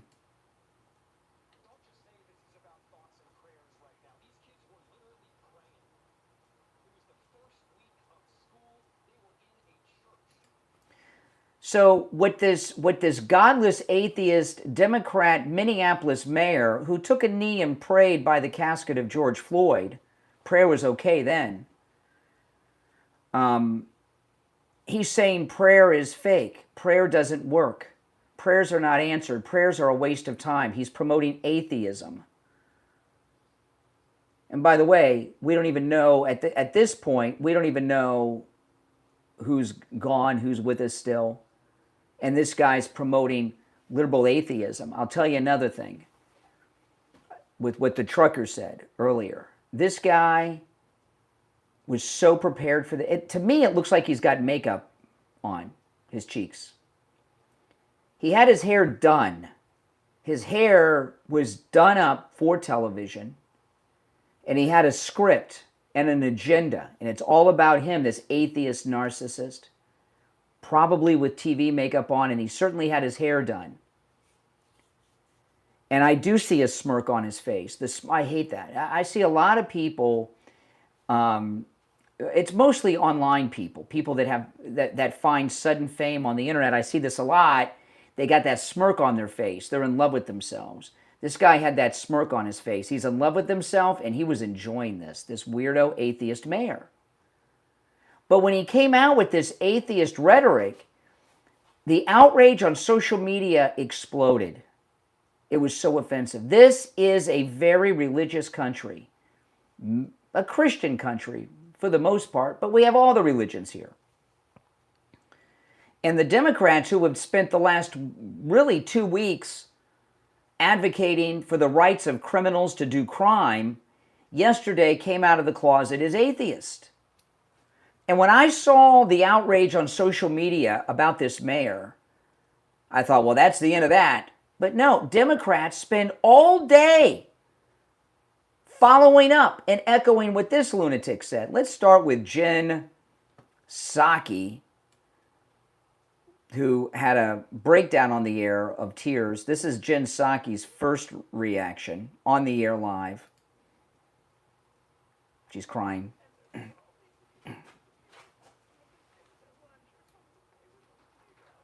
Okay, now I'm not going to tell you that I wasn't moved over this tragedy myself. I'm a parent. I'm a human being and a parent. Okay? And I've teared up over things that have happened like this, and I know you have too. But this sounds fake. The mayor sounded fake with the smirk on his face and the prepared speech and the godless atheism. And the way that Jen Psaki's talking here, these look like those tearless tears. The crying without teardrops, the tears without moisture. In the way, do you think she's really upset? Is she faking? Is she acting? Or is she generally having a breakdown here? What do you think?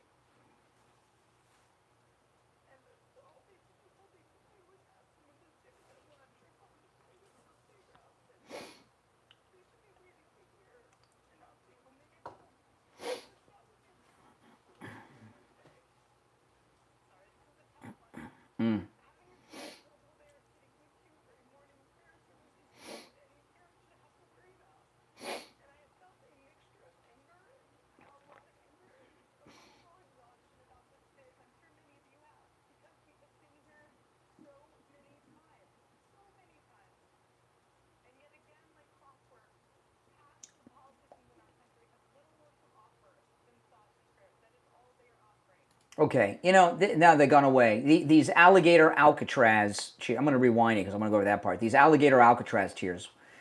That's the new crocodile tear. There's a movie that everyone in the media has seen, broadcast news with William Hurt many years ago, back in the 80s. And it's about a network news outlet like an ABC, NBC outlet. And William Hurt plays this guy from the local news who gets a job with the network. And he gets really big, eventually becomes the anchor. Sorry, spoiler alert on a 35-year-old movie. And he becomes big at the network because he interviewed a woman. I can't remember what the interview was about, but he teared up. A tear came out of his eye during the interview. And and there was a scandal because later one of the producers found the B-roll. He made himself cry. In fact, he'd already interviewed the woman and then made himself cry and then went back in the interview stance so he could, and had them edit it so he was crying while he was interviewing the woman when he really wasn't. And I can't help, and I don't like Jen Psaki. So I'm a little more than, I don't like her. So I understand I'm biased. But that's fake, what she's doing there. That is textbook fake news. The news yesterday was disgusting. One of the networks, was it ABC? One of the networks said that the monster had Trump written on his weapon. He left out the word that he had there before Trump, which I'm not going to say. You guys know. And they put that out on the news. But let me go back to the alligator tears of Jen Psaki.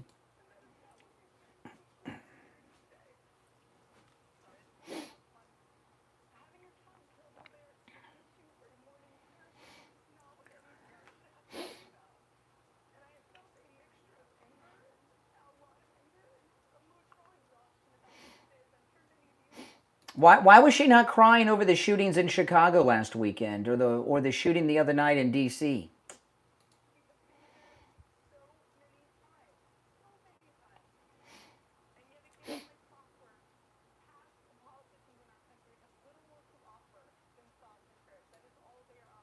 It's all that. See, again, the atheist anti-prayer rhetoric. All they're offering are prayers. That's all they're offering. Prayers and thoughts. Thoughts and prayers. That's all they're offering. Whew.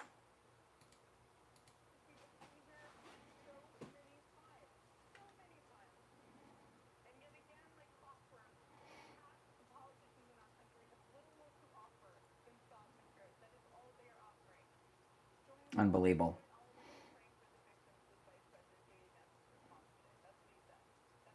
She's a monster.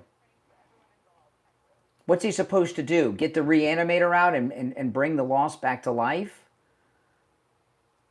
This constant attack on prayer.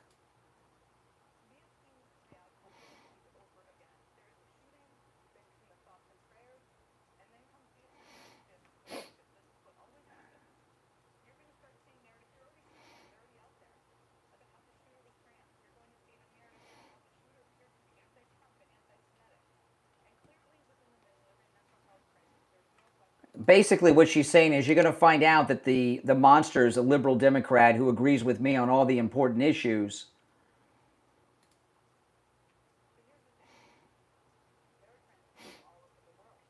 Oh, boy.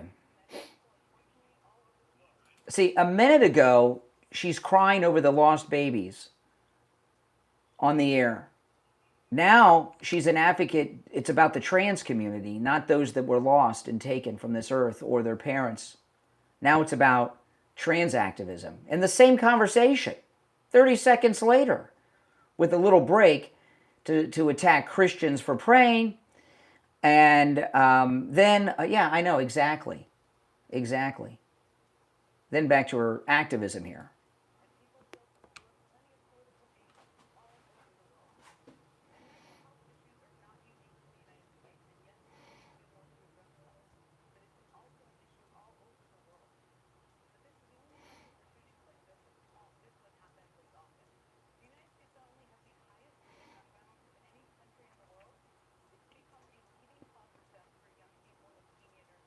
Notice she says a leading cause of death. The leading cause of death for children is not guns. She said a leading cause. Well, most children don't die because they're young, they're kids.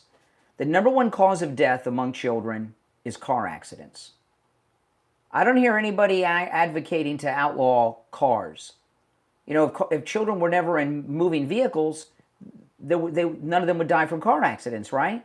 Number one cause of death for children is car accidents, not guns.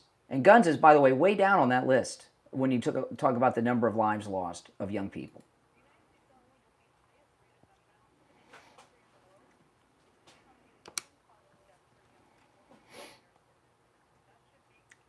But not deleting.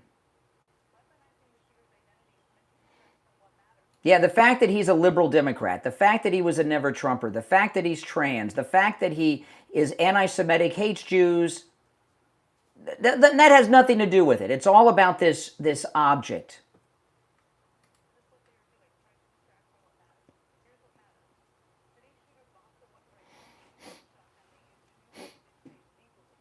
Well, in Minnesota, they have red flag laws. You mean to tell me it wasn't in play with this guy?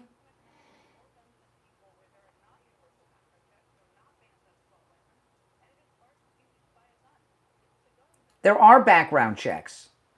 He had a background check.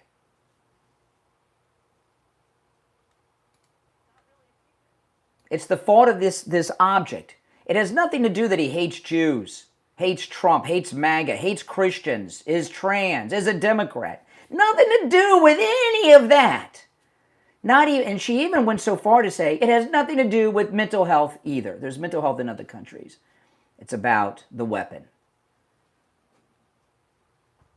Oh my goodness, I'm so late for the break. I'm going to be in trouble. I hope Steve's not listening. I'm going to get reamed out. Sorry, guys. If you're on hold, stand by. We'll be right back.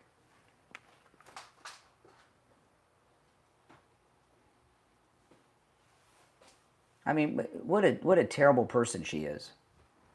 What a terrible person Jen Psaki is.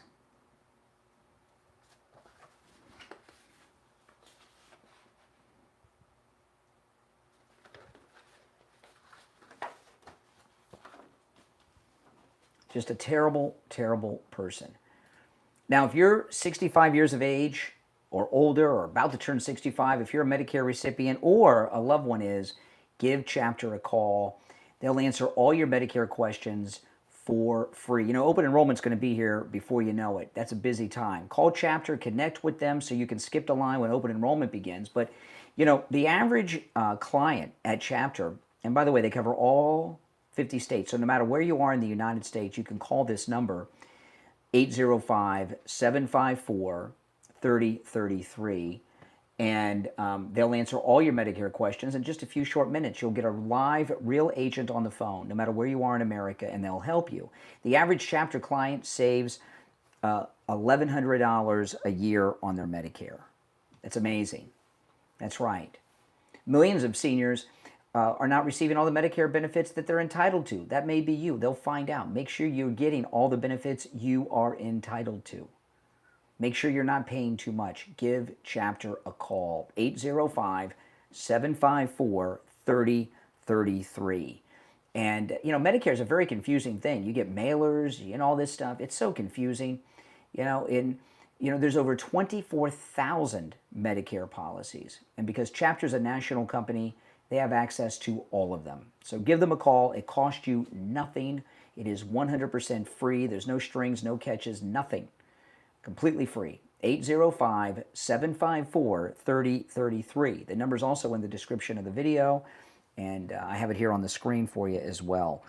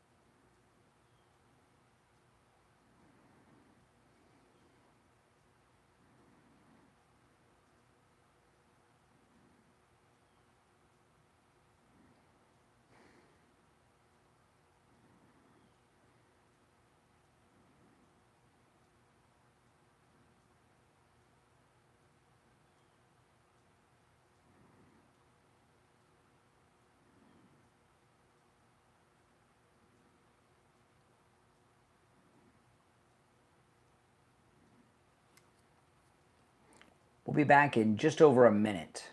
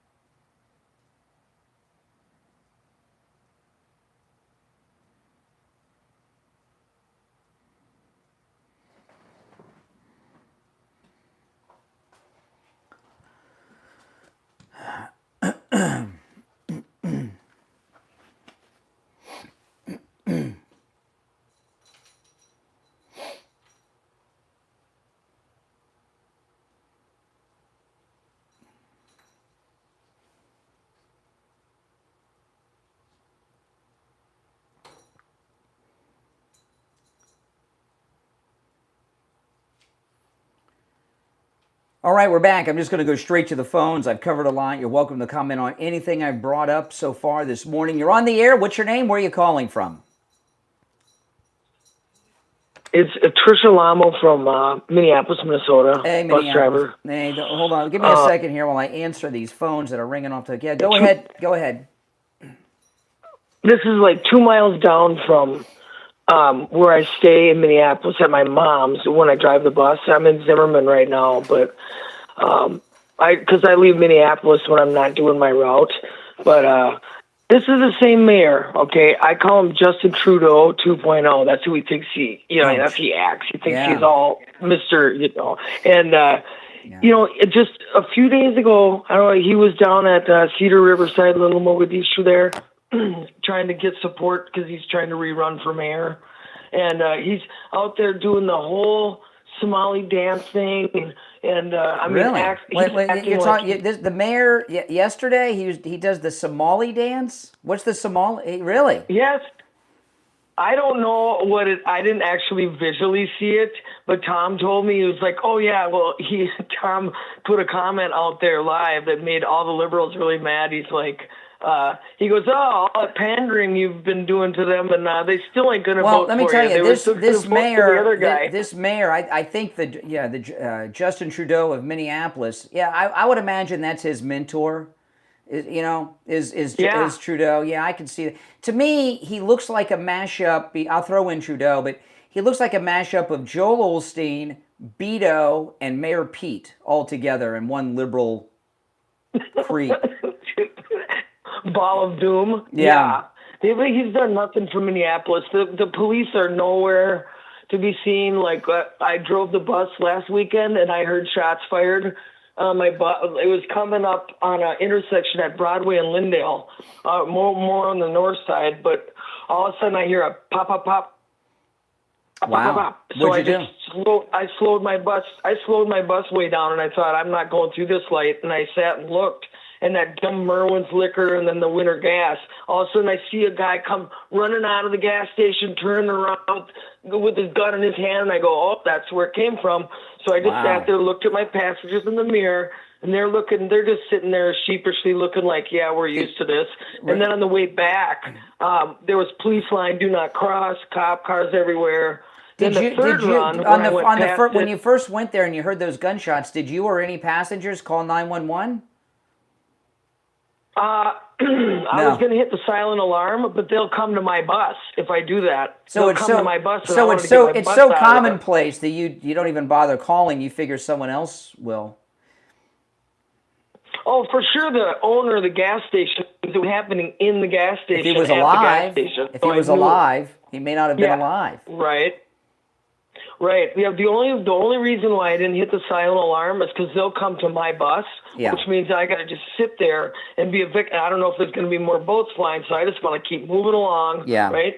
Yeah. Well, then when I went back from Brooklyn Center, went past it again in like a half an hour, there was cops everywhere, and it was.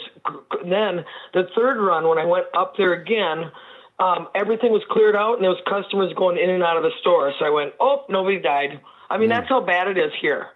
And then I tried to look it up to see if I could see it on YouTube, because I was like, oh, my bus was right there. And I got about 4 different shooting incidents pulled up from the same exact intersection. Okay, so then what do you think all the neighborhood activists are saying, and all the people and the residents, and they're all sitting around at the meeting, and they're blaming. They want the city to buy the business because the businesses shouldn't be there, and it's like it's a people problem. Well, one of the things I heard yesterday is police response to this incident was slow because there's so much other violent crime going on in the city that they're stretched thin, the police. God, you know what? I should have called priority on my phone in the bus. I could have called priority and said, I don't want to hit the silent alarm on this, but there were shots fired. That's what I'll do next time. Okay. All right. Well, listen, I appreciate the call. Take care. I mean, that's driving a bus through Minneapolis. Pretty scary. You're on the air. What's your name? Where are you calling from? Hey, Brian. It's Ben from Pompano. Hey, Ben. Hey, so I just want to remind everyone, when the Coventry High School shooting happened and that trans psycho shot up those kids, I believe Biden, and I think it was Jen Psaki was in at the time. I don't think it was Karine Jean-Pierre. They did the Trans Day of Visibility. I think it was Easter was shortly after. Oh, my and goodness. on that same Sunday, they did the Trans Day of Visibility. Jen Psaki is she's part of what's called newstainment. They're not actually news. It includes people like Joe Scalabro, Rachel Maddow, Jen Psaki. They're part actors, part deliverers. I mean, the thing that made me realize the evilness of the Biden administration was someone like Jen Psaki, who could so convincingly lie, know she's lying, know that she's lying, and still not care. She's committed to the revolution. She cares about nothing else than operational success for Democrat parties. That's why words mean nothing. That's why when defund the police movement was occurring, she said Republicans were anti-police. She inverts reality like a Soviet propagandist, and so we can't lose our guard. I mean, these people are godless, so they're really in no position to. The crying was so fake. I'm sorry, just so fake. Oh, she recovered like instantly. Yeah, I know. And it's the same with Maddow. They're shameless. They're absolutely shameless. They do not care. They'll stand on the dead bodies of children to push their gun control. If they loved America, the idea of abridging or somehow altering the Second Amendment, it wouldn't even occur to them. And she goes through the whole guy's life. He's a Democrat. He hates Jews. He hates Trump. He supports Gaza. It has nothing to do with any of these things. It's about the. Oh my goodness. Oh, of course. We have Steve Scalise, Brett Kavanaugh, Trump once, Trump again. We have Luigi Mangione. The left is a culture of violence. That's all they understand. They know that they're losing. The registration numbers are down. Their poll numbers are down. They're the lowest approval rating since they started keeping records. Nobody likes them. They have no leaders. And so what they do is they stir up chaos in order to climb that ladder to power. That's right. This is exactly what they're doing right now. They're just nothing but dirty communists. And Jen Psaki is truly when it comes I've been talking about this for a while. All this cultural appropriation.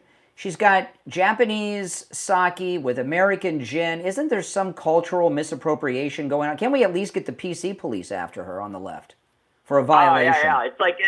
It's like NPR. Every time you turn on NPR, there's always someone with like a normal first name and then a hyphenated like mixed ethnicity name like Maria Wong-Chain. Jin Saki, that sounds like a stripper. Jin Saki taking the stage, I mean, come on.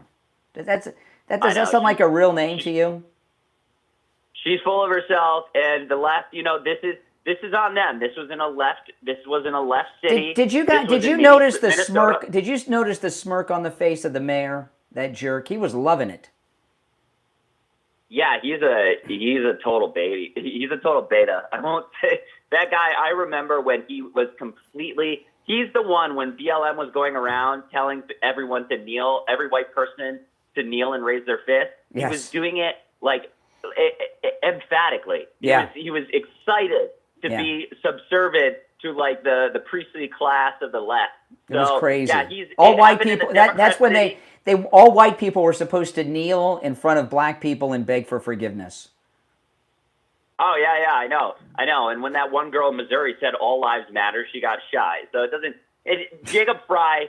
I mean, he's like a Mondani. You know, like he White Mondani. White last- Mondani. I gotta run. I'm late for the break. We'll be right back.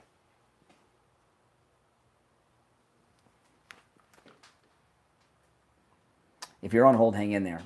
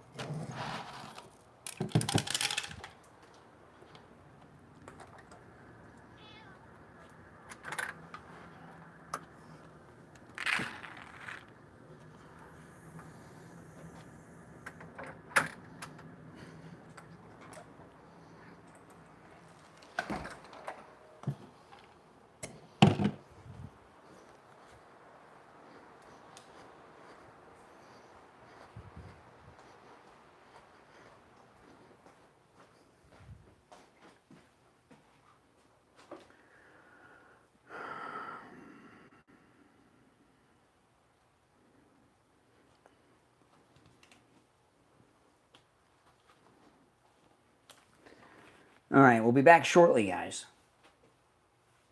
Welcome, everyone. Yeah, now don't forget, guys, I've expanded the show to 4 hours. This is day 7 of the expanded 4-hour program. And I start early and then I go late. So when I sign off the radio at 9, I will continue with your calls and talking about the issue. So when I sign off the radio at 9, make sure you stay with us.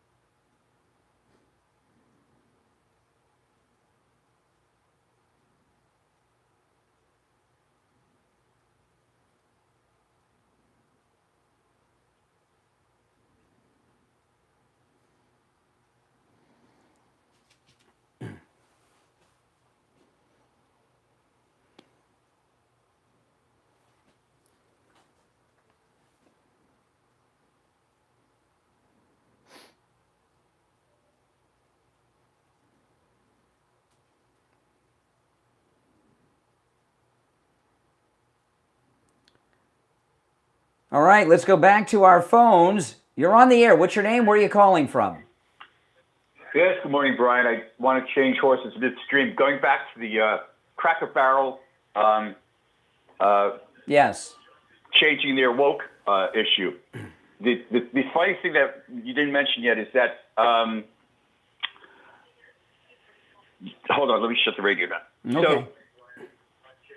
I can still hear it. So That's okay. with all the trading, all the stock trading that you talk about with Jupiter Joe, I wonder if there was any inside trading with Nancy Pelosi joke there. Yeah. That the stock plummeted, and then they reinstated their initial. Who knows? marketing Well, plan, I don't and know. I'm sure But the what I stock went was back up. talking about earlier and my Yeah. wife suggested this to me when I got off the air yesterday, and I heard someone talking about it in the afternoon, and and I think we've been conned by a very clever, high risk social media campaign by Cracker. I think Cracker Barrel created the entire issue to try to get people back in their failing restaurants, and Plus, it drove this stock. It drove the stock down. Then you buy the stock, and the stock goes back up, and you make a killing. What do That's you all think? I wanted to mention. That Do you think it's likely that it was a con job that they inside? Yeah. Yeah. Not for stock All right, that's purposes all. to save the company. Yeah, okay. So it doesn't sound crazy. Okay, good. You're on the air. What's your name? Where are you calling from? My name's Mark, and I'm calling from Michigan, and I want to touch base about the whole what's going on in the mind of mass shooters. Okay. That is discussion today, right? Well, no, but go ahead. We'll see. Well, the whole thing behind people why they go out and do the mass shooting is the psychology of their brain, and they're engineered by society or any other contributing factor that makes them believe that they're left out on their own and they have no help. And they feel lost, and they feel hurt, and they feel betrayed by everybody around them. And that's why they go up. Just like that guy who went into the CDC and shut up all them people. You don't think it's more like, listen, I think that most everyone in every instance that takes another person's life, okay, is a crazy person. Most people that are in maximum security prison for capital crimes and such have mental illness, okay? A normal, sane person does not take another person's life like that, unless it's self-defense or an accident. I actually deal with the criminally insane at an institution. Yeah. And they all have their own reasons why they do stuff. But just like that anti-vaxxer went into the CDC and shot all those people. I know you're trying. I know you liberals are always trying to blame. I know you're trying to. Are you? Let me ask you. You deal with me off again. No. Let me hold on. I want to ask you a question. I'm trying to get some clarification. You said you deal with criminally insane people. Do you deal with them as a patient or as a healthcare professional? Because you sound nuts. Well, that's kind of insulting. And I like how when somebody doesn't... Okay, that's good. Okay. All right. I didn't hear it. That was an interesting response. You're on the air. What's your name? Where are you calling from? Hi, Joellen from Fort Lauderdale. Hey, Joellen. Hi there. Yeah, my friend had told me about the shooting yesterday. I hadn't been listening, so I pulled it up and I was listening. And I said, to myself, I said, I bet you this guy, whoever it is trans. And it turned out to be so. But, I think, whatever drugs that they have to take I don't know if he actually did the operation. I'm not sure. But if that's the case, it seems like, some of these drugs they give him, maybe they get all screwed up. I'm not sure. It's an interesting thing that you said, because I had the same reaction you had. I was out in my car when I heard about this, and I was on the phone with my wife, and I said, I bet the shooter's trans. And it was a few years ago, like when Fort Hood happened. I remember Steve and I were on the phone, and we said, I bet the shooter's Muslim, Islamic terrorism. And we found out he was Nadal Hassan, Major Nadal Hassan did that. Why was that the first thought that we had? Yeah, well, I don't know. Because it's happened so many times. Involved kids. It's happened so many times. There's been about 6 of these trans shooters that have done these things. Yeah. So it's happening a lot more. Mm-hmm. And it may not be. It could be. Listen, there's a lot of factors because we don't know. It could be the drugs that they give them cause mood problems. It could be just mental illness in general. But the media don't want you to talk about the trans aspect, because once you become trans, you're a saint in their mind and can do no wrong, and anything that you do has nothing to do with that. They know that for sure. So you're not supposed to talk about it. And the fact that Jacob Fry just came out and said, don't hate the trans community, well, we're not going to hate them, but, obviously something's going on, And Megyn Kelly on her podcast yesterday, she said, it's all going to come back to the guns. Why? Always. Where was the security? Where is the security for these schools, especially you can't secure them. If you had every school under complete lockdown all the time, these lunatics would just find where the kids congregate at the local McDonald's or something. Then you'd have to, you know what I mean? It's now in Parkland it was different because that cop shouldn't have been there, and the one that was pretending to search for the guy that wasn't and all that stuff. So there was some. I'm not saying there aren't failures sometimes, but you can't stop crazy people from doing crazy things like this unless they're locked up. I understand that, but if they know that there are at least what Kelly was saying, that at least you have somebody with maybe an AR-15 and people know that they have that under guard. There's somebody there. It may be a deterrent, and I believe that, but. Yeah, listen, there's a lot of things that factor in. I mean, the first-person shooters, lack of parental responsibility, mental illness, it's all these things are factors. I mean, the foods that they're eating, there's all kinds of. I got to run Joe Ellen for a break, but I agree with pretty much everything you said there. When I talk about Coastal Weight Loss Secret, one of the amazing things about Coastal Weight Loss Secret is I've lost the weight in all the places I want. I talk a lot about my face and neck and everything because you see, but I have a flat stomach now. I didn't think that you could lose the belly. I thought that the belly was just when you got older, you get 50, that's it. I got a flat stomach now. That's where I wanted to lose the weight. And I lost I don't know how many inches I've lost in my waist, but I've lost a lot of inches, quite a few inches in my waist. So I don't know how this happened with Coastal Weight Loss Secret, but I lost all the weight in the places I wanted to lose it. Face, neck, stomach, and the waist. It's absolutely amazing. Give them a call. They can help you no matter where you're located in America. 561-247-6300. 561-247-6300.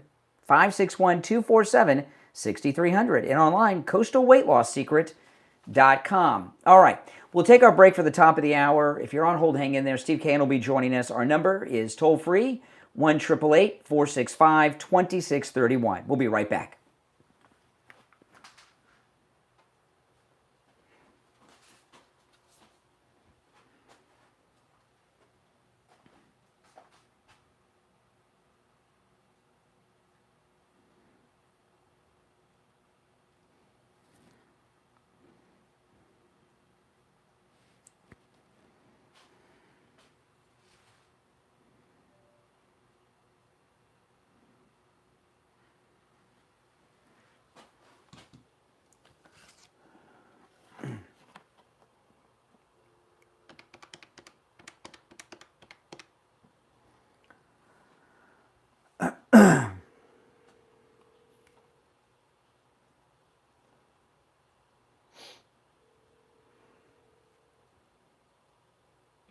What's going on?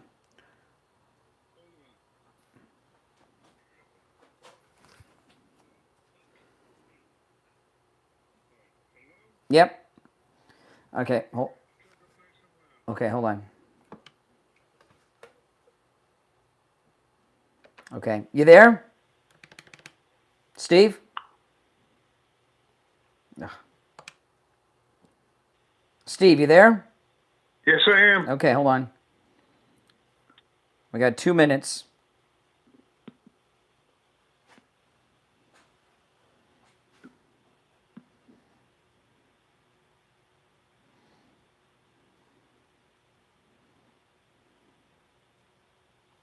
Okay, hold on. I'm going to answer some phones here.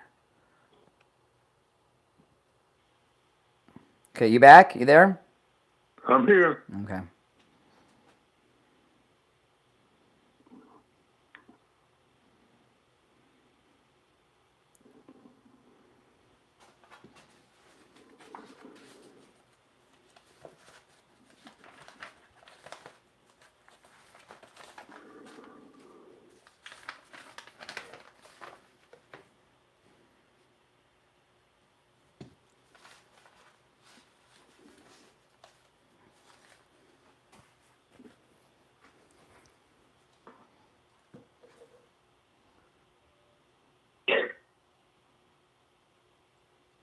Okay, 1 minute. Okay.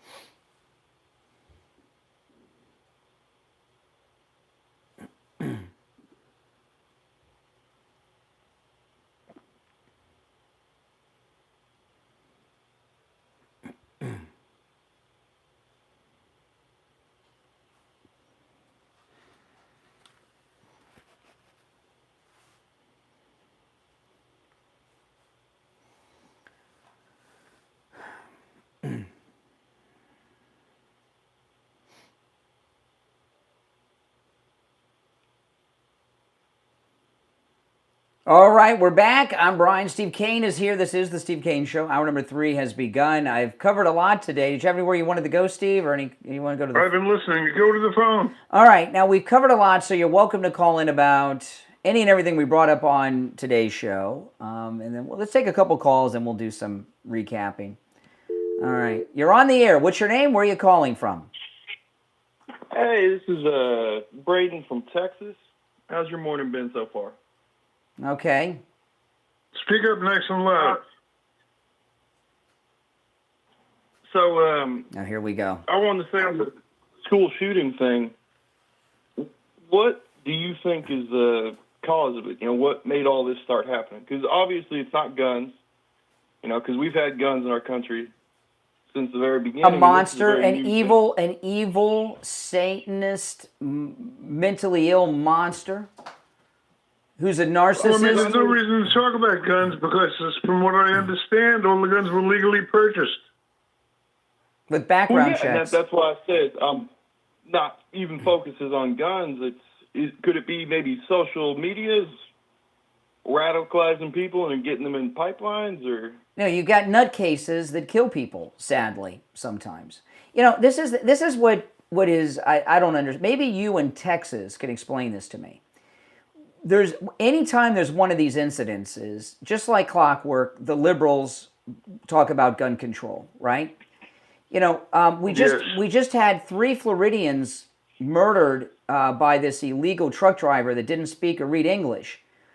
Well, that's a mistake. The leading. I mean, I would not classify the truck. They're doing this in the well. Let me finish. In the media. Let me finish my question. Well, no, let me finish my question because it's good. You know, the number one cause of death for young people under the age of 18 is car accidents. Why do the liberals talk about gun control when there's a death, but not car control when people are killed in car accidents, caller? Well, I don't relate to that, but I mean, I don't understand what you're saying. I mean, there's no comparison between, you're not the first one I've heard relate the 2 incidents to each other, but they're not. One was the stupidity on the part of the jerk that didn't realize he was driving a truck that he couldn't handle, and the other is a vicious murder. No. No. What I'm telling you is, no, you're missing my point. You know, the liberals are out there saying, because I watched a lot of the liberals yesterday, okay, for their reaction, and they all say that the number one cause of death for young people is gun violence, which is not true, and that's why we should ban guns. The number one cause of death for young people is auto accidents. The reason they talk about gun control is the same reason they were talking about legalizing crime all week long, right, with the DC thing. The Democrat Party, they think that they've got a few issues: pro-criminal, pro-illegal immigrant, right, with the Maryland man, pro-gun control. They're desperate to try to get their party back, which is totally evaporated and fallen apart. And what they're doing is anything that's in the news, they're taking a position, throwing something up against the wall to see if anything sticks. And what we're seeing is a party of desperation right now who's going to grab onto anything in the news, and they've lost their mind so much they're taking stupid positions. The clip I don't see how anyone could argue with that. Yeah, and don't let anyone tell you that the leading cause of death for young people is guns. It is car accidents by a lot. Okay, guns are way down on the list. Okay, or when you look at the number of deaths, even if it's number 2, it's way down on the list with the number of deaths. Number 1 cause of death of young people are cars. They had a mass shooting in Minneapolis the night before, I understand, and I didn't see Jen Psaki crying about that one. I didn't see the mayor making speeches in front of that one. It must have been black people in that one, Steve, because the Democrats didn't seem to care. By the way, I agree with you about Jen Psaki. That was the funniest thing I ever heard. Yeah, exactly. But you're wrong about the truck thing, Steve, and I'll tell you why. The reason that accident happened, which is a manslaughter case, and those people died on the Florida Turnpike, is because the Democrats have given a very dangerous machine to illegals that can't read, write, or understand English, and they can't read the signs, and they've given them a deadly machine, 18-wheelers. Before we get involved in a disagreement, I just want to check this out. You're not saying that the two, if you want to, let's call them murders or deaths, whatever, that the truck driver and the school shooter are in the same category, Oh, no, but there's problems of death. And I've been seeing, there's been, every day this week, there's been another story I've seen in the news of an illegal who doesn't read, write, or speak English killing someone in a traffic accident.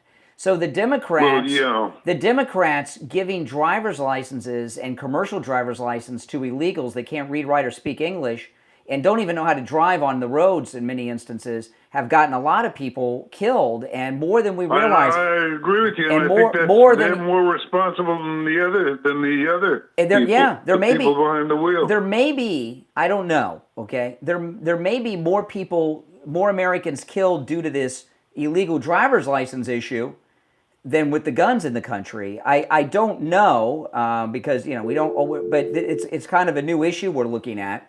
But there's a problem here. You want to take some more calls? Yes. Okay. All right, let's go. You're on the air. What's your name? Where are you calling from? Good morning, gentlemen. Chris from Pompano Beach. Hey, Chris. Here's a normal caller. Yeah. I try to be, and no. I mean, I'm so glad you broke it down that way with this whole shooting business, because there's a huge drawback, psychological aspect, and just deep-rooted issues regarding this transgender and from the drugs and everything else, just their life in general, and also the abortion. It's such a guilt. It's such a they don't talk about that, because the damage control. You saw how quickly that started with that young lady crying, Jen Psaki, whatever her name is, and how she quickly recovered and started excusing the community, as well as this particular. Well, I like what she said. She says you're going to hear that he's a Democrat. You're going to hear that he hates Trump. You're going to hear that he's anti-Semitic and supports the terrorist in Gaza, and he's trans. That has nothing to do with what he did. It has to do with the something else. So don't pay attention that he's a Democrat.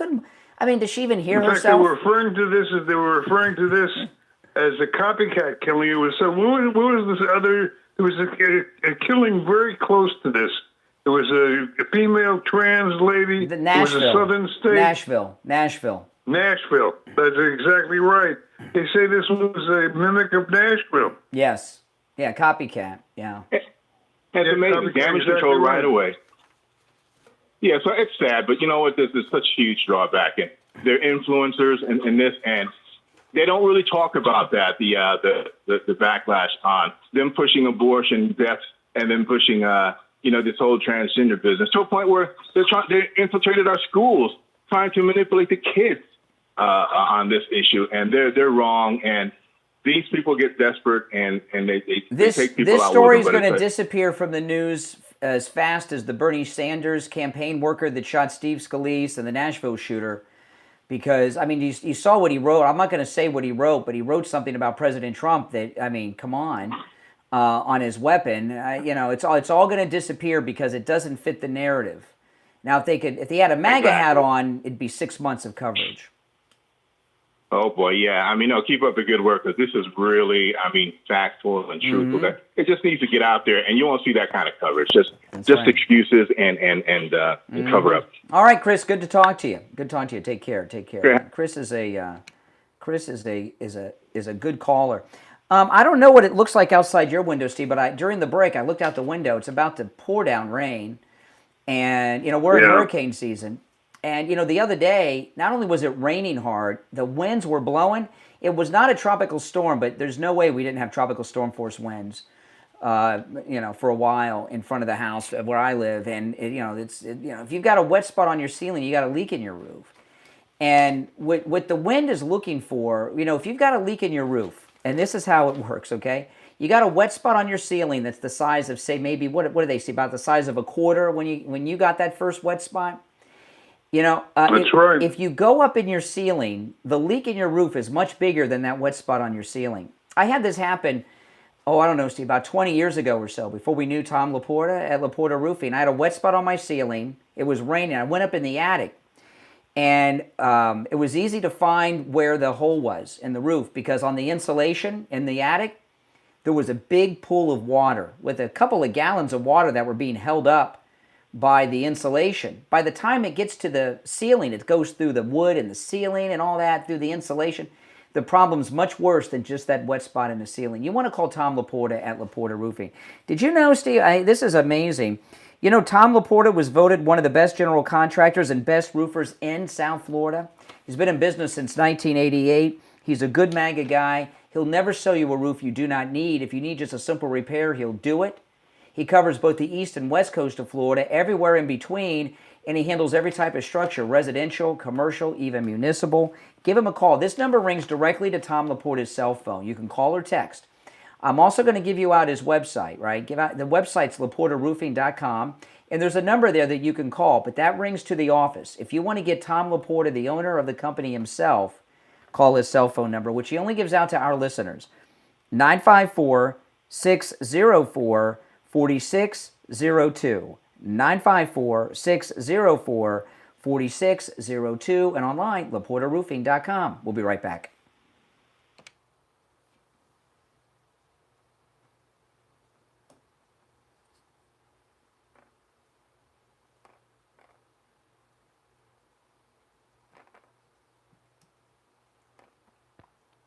There we go. Good. Had a buzz in my headphones. Had to get rid of. All right, you there, Steve? Steve? Steve, you there? Hold on. Steve, you Hello? there? Yeah, you there, Steve? I'm here. Okay. I'm here. Okay, hold on. We got a couple minutes.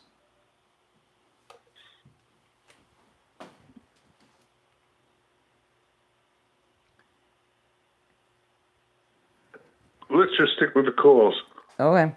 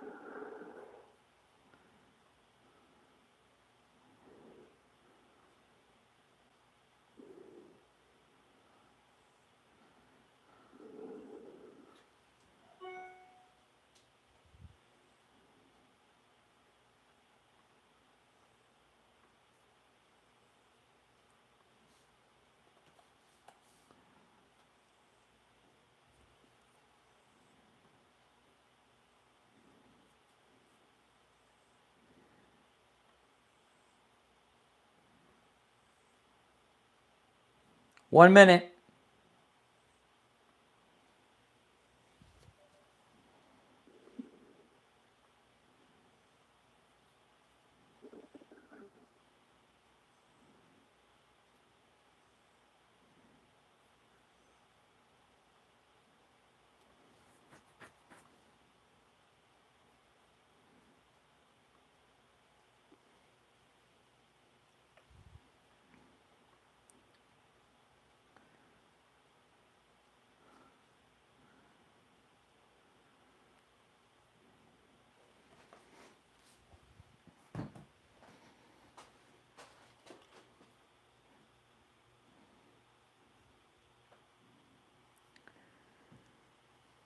All right, we're back. I'm Brian. Steve Kane is here. Our number is toll-free, 888-465-2631. You're on the air. What's your name? Where are you calling from? Oh, hey, Brian. It's Pastor Trevor Rayborn up in Vero Beach, Florida. How are you? Hey, Pastor Trevor. Long time no hear. How you been? Good, good. You know, I'm always listening. I don't call in too often, but very grateful I get to talk to you and Steve. But I was just... One, selfishly, thank you so much for coming on live a little bit earlier in the day so I can listen before I get the kids up. And, of course, with the story, you know, I've got 4 of my own kids, and I just dropped them off at school. And, you know, it's the tragedy is just a reminder that, I mean, we really do live, like, evil is very real, but so is God. And God, you know, he is near the brokenhearted, and I pray for this community. I don't know if it gets mentioned much, and maybe I missed it, but I think this trans ideology that we experience and see, you know, Genesis says this, and Jesus said it himself, that, you know, when God made man, he made them male and female, and I think when people say, well, I'm not how you made me, I think it's kind of like an affront to God. It's kind of like saying, I don't care how you made me, I'm going to be who I am, and from there, that's where you devolve into things that people call mental illness, but I would say it's very much spiritual. And so this person who took their own life, I don't know if you mentioned it, killed himself inside the church. Yeah. But I don't think you could question that. Because he's a cow. He was a coward. Yeah. He was a coward. That's why he did. Let me ask you this, Pastor. By the way, Pastor Trevor, you know, he went to the Calvary Christian Academy with your kids, Steve. Now he's a pastor, got his own church. Yeah. So, and at the end, don't forget to give a plug out for your church and where people can find it online. But, you know, this atheist mayor in Minneapolis who said, forget the prayers. These kids were literally praying when their lives were taken. You know, what do you say? He obviously doesn't give it. What do you say, Pastor, to these godless atheist Democrats who say, well, if prayer is so important and works, why were these kids killed while praying?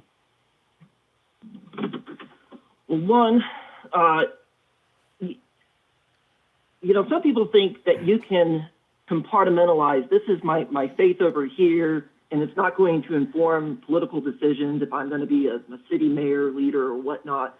Obviously, if you have no view of God, then you think you're God yourself, and you get this sense of then you create your own morals. Without believing there's God, then you determine what's right and wrong. Yeah. And people will always choose sin. People always choose evil. People always choose harm. And all societies where you've had atheistic leaders from mega empires like Mao Zedong and all that kind of stuff, that's where you get things like the Holocaust and mass murder and just. Well, you know, to me, you know, what liberals think Christians believe, and some Christians believe this, and maybe you do, Pastor Trevor, I don't know. But, you know, on earth, if God kept everything perfect, we wouldn't have needed Jesus. And godless liberals think that we're all controlled by God. Like if you've ever seen Clash of the Titans, you know, and the gods up on Mount Olympus, they have an action figure for every person and they manipulate them. We have free will. And people succumb to it.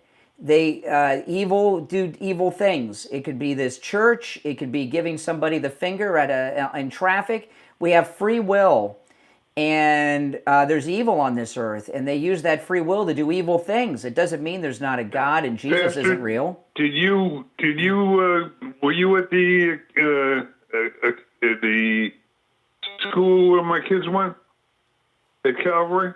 I taught there, yeah. I was the 9th grade biology teacher and physical science teacher for about 6-7 years. Yeah, so you taught your PCA. kids. Yep. Oh, okay. Wasn't a Just student, curious. was a teacher. And then, I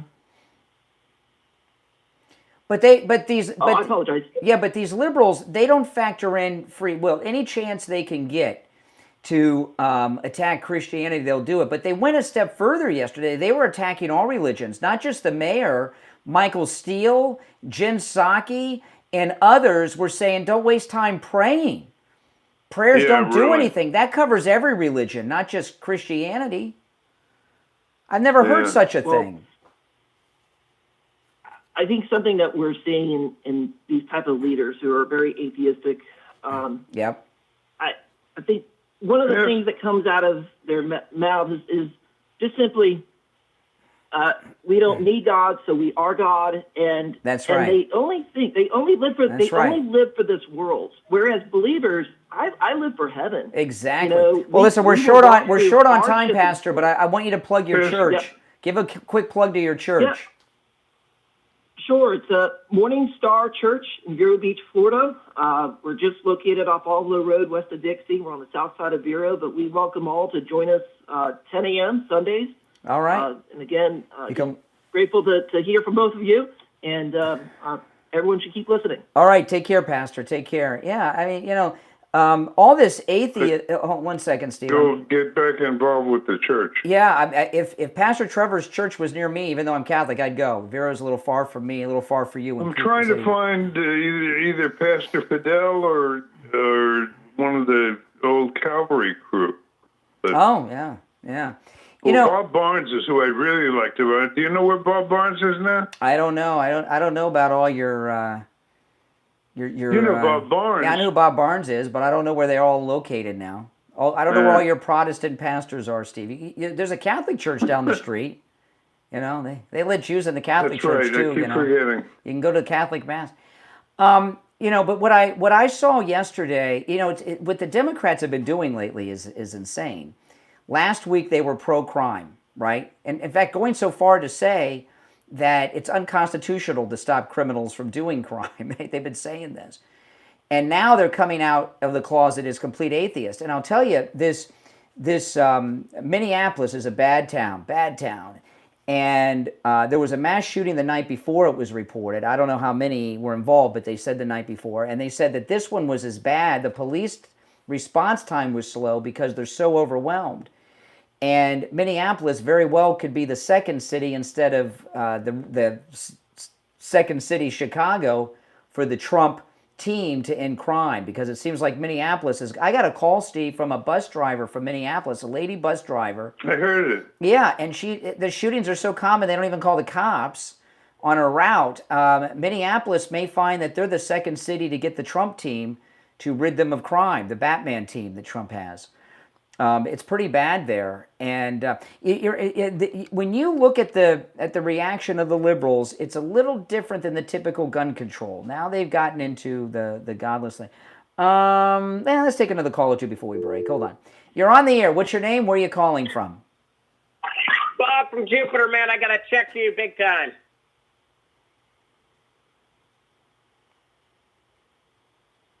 I'm waiting. Oh, you're all right. Yeah.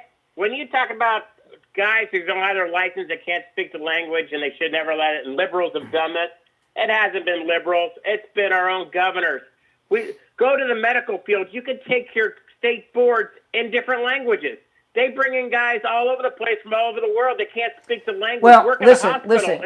listen. Right now, the state of Florida is doing something amazing. They're turning the way stations off of the highway into ICE centers. So when these truck drivers pull into the way stations, they're going to find out if they're U.S. citizens, if they're illegal, or if they speak English. I applaud that, but this has been going on for decades. We have so many doctors and nurses and caregivers, frontline people who can't speak the language. They're not proficient in English. Well, do you want your nurse to have? What's more important? Well, I guess it's probably equally important. A guy driving that can't speak English, or your nurse, or your doctor? No, there's a difference. If they're legal, okay. If they're in the country legally and don't speak English and they're in the healthcare field, they still have to take state boards and qualify. These people. Let me finish before you disagree. This isn't Jeopardy. You don't have to buzz in with the right answer, right?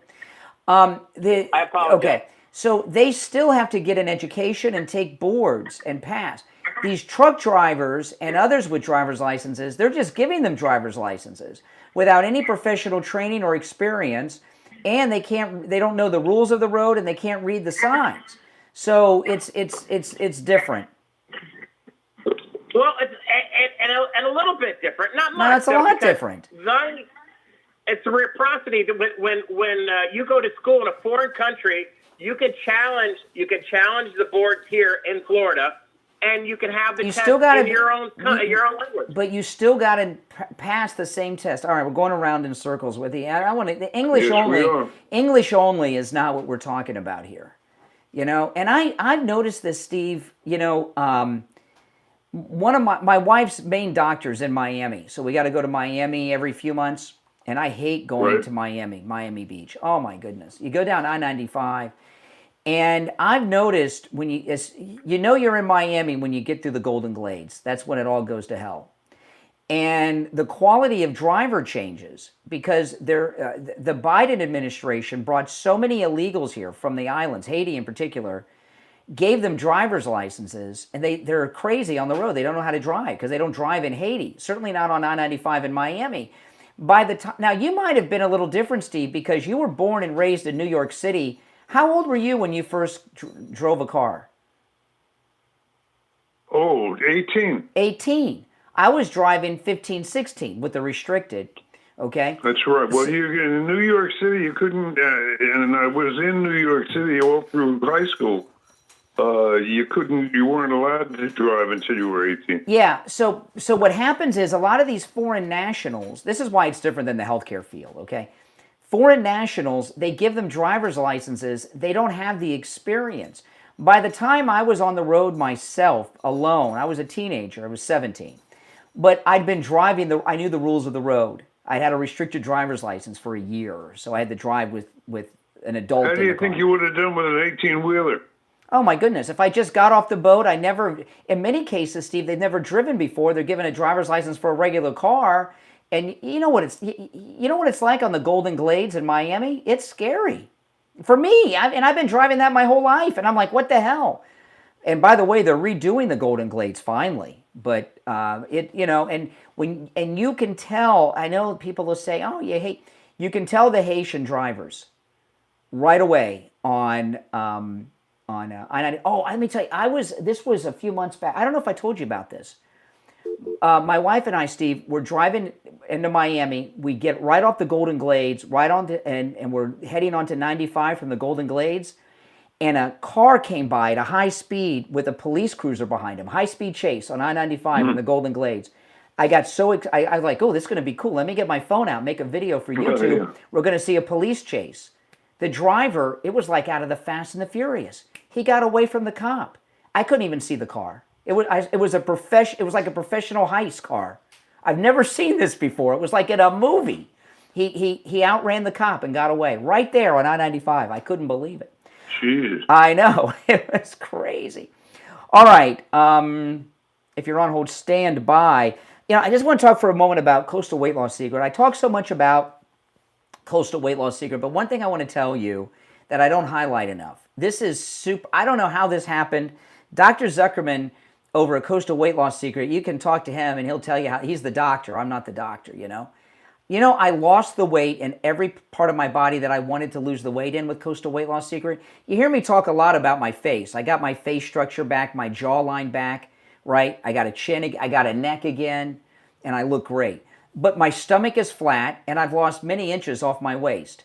Everywhere I didn't think you could lose the belly. I thought when you hit 50, the belly's light. No, I got a flat stomach, inches off my waist, and all the weight off my face and neck. I don't know how that happened, but I lost the weight in the places I wanted to lose it. And I lost about 1 pound a day. Give them a call. It's a free consultation. They can help you no matter where you're located. 561-247-6300. 561-247-6300. 561-247-6300. And online, coastalweightlossecret.com. We'll be right back. All right, you there, Steve? Yes. All right, hold on. It's the bottom of the hour break. How long? I don't know. I'm waiting for the board up to text me. He'll text me in a minute.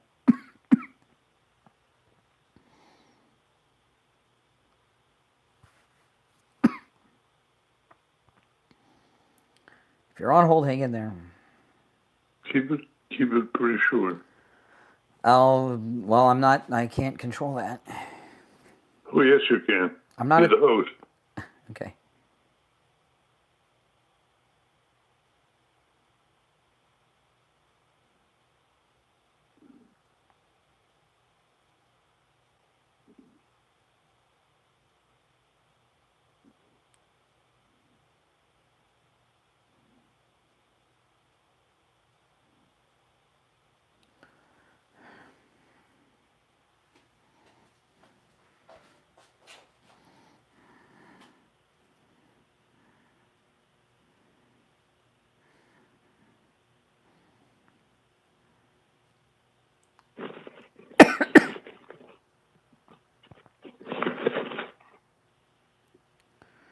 All right.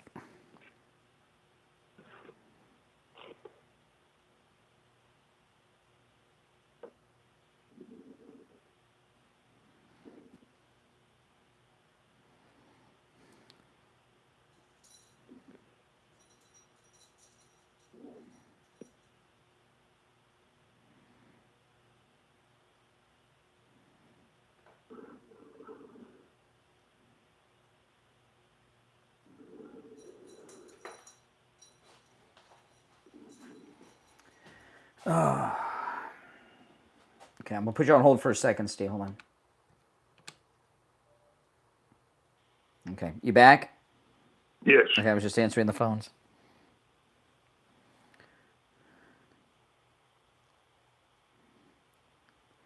Yeah, ABC wrote, they broadcast on ABC News that the shooter wrote President Trump's name on the weapon. But they left out that he wrote kill. You know, I can't believe it. These people are out of their minds. They're pretty sick. Yeah.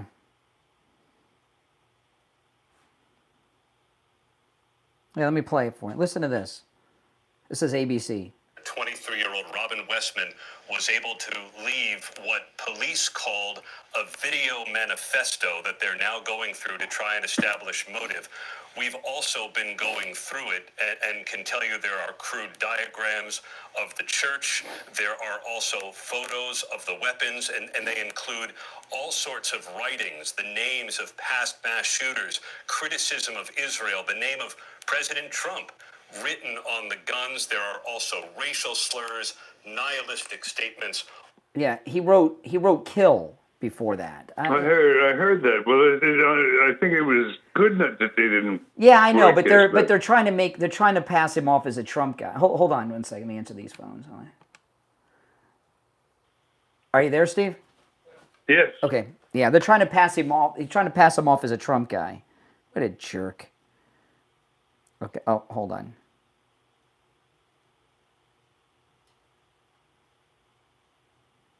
Okay, coming back.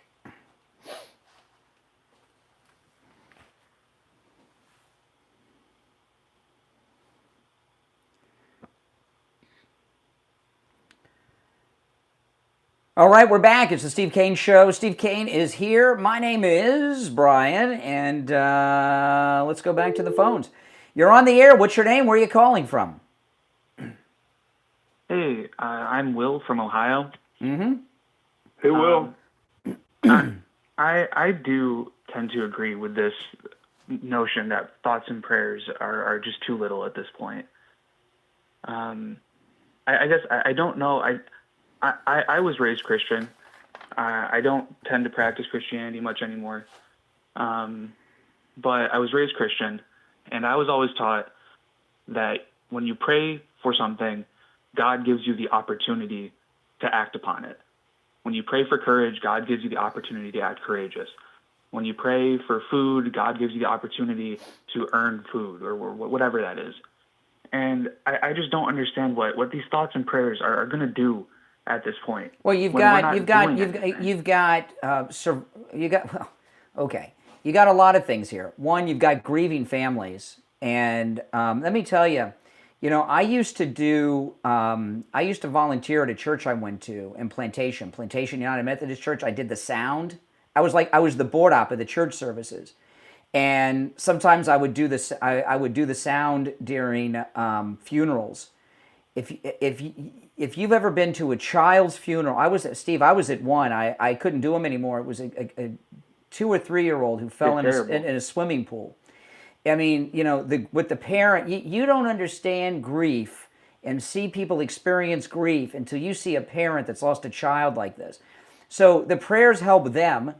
A lot of these children that were interviewed yesterday were in shock. Their lives are forever changed, and many of them are, there was one little boy who said his friend protected him and was on top of him, and he got hit. So the prayers help those who have survived that are going to be dealing with all kinds of traumas that we can't even imagine. Wouldn't it be more useful to... You said this. God gives us free will, right? Or we have free will. God gives us the opportunity to act on these circumstances that we're put in. And we've done nothing over the past 20 years. I mean, if you look back further, since Columbine, we've done nothing to protect kids. I started going to, when I was in high school, we started doing active shooter drills because the situation was getting so bad. And we've seen it time and time again. Well, what would you do? What would you do? Homeschool everybody? I mean, what do you do? Absolutely no. I do believe we need gun control. We do need gun control at this point. Do you understand? Clearly, excuse me, sir. All the things that happened yesterday were all committed with crimes that were committed with guns that were legally purchased at a gun-free zone. How does gun control help? At a gun-free place. We need red flag laws. We need red flag laws. How do you slow down for a second? Slow down for a second. They have red flag. Excuse me. Come on. Yeah, they have red flag laws in Minnesota. And we need more. Well, they have them. They have them. We need to restrict the ability for people to purchase firearms. It's listen. What good would it have done in this case, sir? Explain how would that have helped? When they were legally purchased, that means they went through all the legal demands that were required. Have you purchased a firearm? Are you kidding? Steve and I are stocked up. Are you kidding? I have several. Okay, so you understand that the process is much easier than you give it credit for. Really? Tell us the process. Tell us the process. Tell us the process. I went to the gun store. I showed them my ID. I signed a few forms. They sent it off. It got approved. It took about 6 months to come back and get approved. I went back and I purchased my firearm. I had to go to multiple training lessons. What'd you buy? What'd you buy? It was a 20-hour course. What'd you buy? What kind of gun did you buy? What kind of gun did you buy? It was a shotgun. What kind of shotgun? What kind of shotgun? I bought a shotgun for personal defense because really? Was it a shotgun for personal defense? What was the gauge? What was the gauge? I didn't want to get a 12 gauge. Are you asking or telling me? Caller, you're full of it. Yeah, goodbye. I mean, give me a break. Very good, Brian. Proud of you. Oh my goodness. Oh my. Well, that was excellent. Exactly. Give me a break. Well, Steve, while you do laugh at a shotgun for self-defense. Absolutely. They don't make have you seen the new shotguns? They don't look like the old ones, the old classic ones with the old Remingtons with the wood. And I don't have one. I won't want to get one. Steve, if some guy breaks into your house and you just ratchet that shotgun, he'll jump through the door to get out. He'll jump through the front window to get out of your house. That's absolutely. I'm not saying that should be your only line of defense at home, but a shotgun, even if it's not loaded, and you go, whoever's in the house breaking in is going to get out of there as faster than they broke in. I'll tell you that. You're correct. So a shotgun can be a good home defense weapon, but I wouldn't make it my only one. But but come on. I mean, he was so full of it from the beginning. I know. The 6-month waiting period. 6 month waiting. 6 months waiting period. He had to take classes and courses. Oh my goodness! By the way, they have the red flag laws in Minnesota. I don't know if that was lost in the conversation.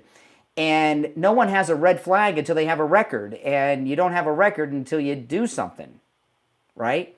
And we already have a 100% prohibition on murder, and those laws are broken many times over in all these instances. But here's the thing I bring up sometimes, Steve, and about the gun control argument, which I don't even like to have, because you and I have had that conversation 10 million times. It's so stupid. Yes, we have. But technology has advanced. So if every gun in America was turned over and confiscated, illegal and legally owned weapon, right? Like they did in Australia. If every gun owner said no more guns, we turn them all in, and somehow they got all the illegal guns, because of the 3D printing technology that can make guns, every gangbanger and every project in Chicago, and they'd be 3D printing untraceable guns. And they do today. So they do today. Exactly. So gun control has always been an impossibility, but with the technology, you couldn't have it's totally impossible. I mean, it's not even worth talking about at all because of the 3D printing. Let's take one more call, Steve, and then we'll break. Let's go. You're on the air. What's your name? Where are you calling from? Hey, Brian, how you doing? This is Jessica. Hey, Jessica. Hey, Jess. I love your show. Hi, Steve. I don't know if you know, but I was reading on social media that the shooter lived in an area where a lot of Muslims lived in the city that was run and governed by Muslims. Well, yeah, it's Minnesota. And it's that Minnesota. And that he also participated in protests against Jewish people and for Palestinian. Like he supported the Palestinian cause. Yes. And he also he was a sick did you know puppy. about There's no this? getting around Like the media, But obviously, like you didn't the hear media Jen is not Psaki. Jen saying Psaki said he hates Trump. He's a Democrat. He hates Jews. He supports Palestinians. Okay, and he's trans. But none of that has anything to do with what happened. Jen Psaki said so. That is absolutely crazy, and I cannot believe that young people are falling for that. Because what a hypocritical thing to stand for when you are supposedly a transgender, but at the same time support the Muslim, exactly. faith. Yeah, they're very. That is. I mean, you're contradicting everything that Muslims are against. There's no transgenders in Hamas. Listen, we got to take our break. All right, I'm going to put you on hold, Steve. We're going to come back with William Youngerman in the Gold Report.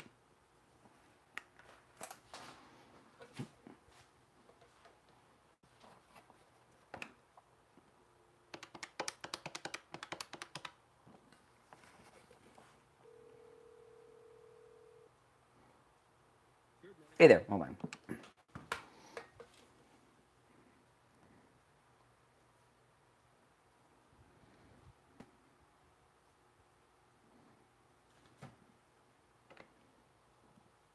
Steve, you there? Yes, I am. All right, we got 1 minute.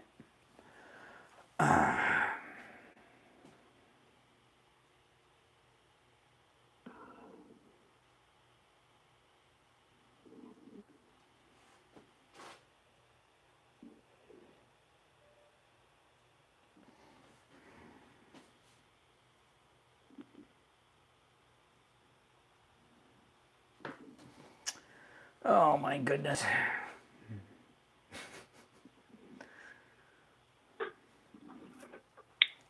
Oh, my goodness.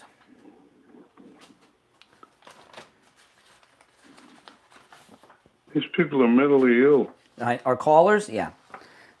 All right, hold on. I'm going to conference William in on. All right, William, we have just about less than 30 seconds. Okay.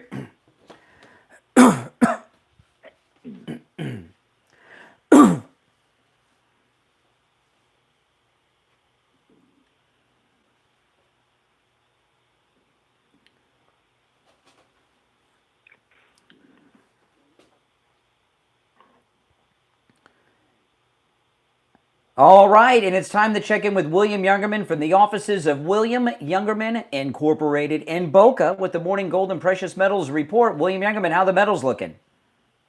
Metals are looking very good, Brian. The markets yesterday took us right back up to that $3,400 high that we've seen in our trading range, and this morning we break through it.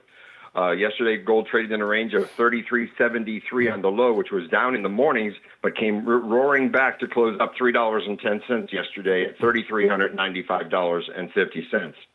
Silver down 4 cents yesterday, closing at $38.52. Platinum lost $4 at $13.45, and palladium was down $10 at $1,092. This morning, as I said, gold is up, trading in a range overnight between $3,383 on the low, all the way up to $3,409. Wow. And right now we're at $3,402 the ounce. That's up $6.50. Silver, $39 the ounce, up 48 cents. Platinum unchanged right now at $1,345, and palladium up $8 at $1,100 the ounce. So the markets are doing very well, trading now in the higher end of our trading ranges and possibly getting ready to break out up to new highs. Or that'll be an interesting development, which we have been waiting for all summer. Oh, man. I knew the metals were doing well by the way you said good morning when I called you. It's like, remember the Fed chair? They used to say they could tell by his briefcase what the Fed was going to do. That's how you are when you say good. It sounds like a good day if somebody has some old jewelry or anything made of the metals to turn it into money. But another thing, William, if you have old jewelry and things made of the metals, you can take the money and run, but you can turn it into coins too, right? Yeah, absolutely. Yes, you can trade it in for nice, beautiful coins, bars, and have something that's very easy to evaluate and pass on. Yeah, and if you do that, if you have some old jewelry broken, out of date, all that ugly stuff, or anything made of the metals, looking at it, you're not William Youngerman, so you don't know what it's worth. But if you turn it into coins, you'll know the value always, right? All right, William Youngerman opens up at 10 a.m. You can stop in at 150 East Palmetto Park Road in Boca on the first floor of the Bank of America building, just east of US 1 Federal Highway on the south side of Palmetto Park Road. You can also give him a call, and remember, no matter where you're located in America, you can do your transactions over the phone and through the mail. 1-800-327-5010, 1-800-327-5010, and online, WilliamYoungerman.com. All right, William Youngerman, we'll finish out the week tomorrow. Okay, have a great day. All right, take care. All right, we're back. Are you back with us, Steve? Yes, I am. This is the thing, okay? When the desperation of the left, did you hear what I was talking about Cracker Barrel earlier, by the way? No, I missed that. Okay. And I had some callers agreeing with me on this.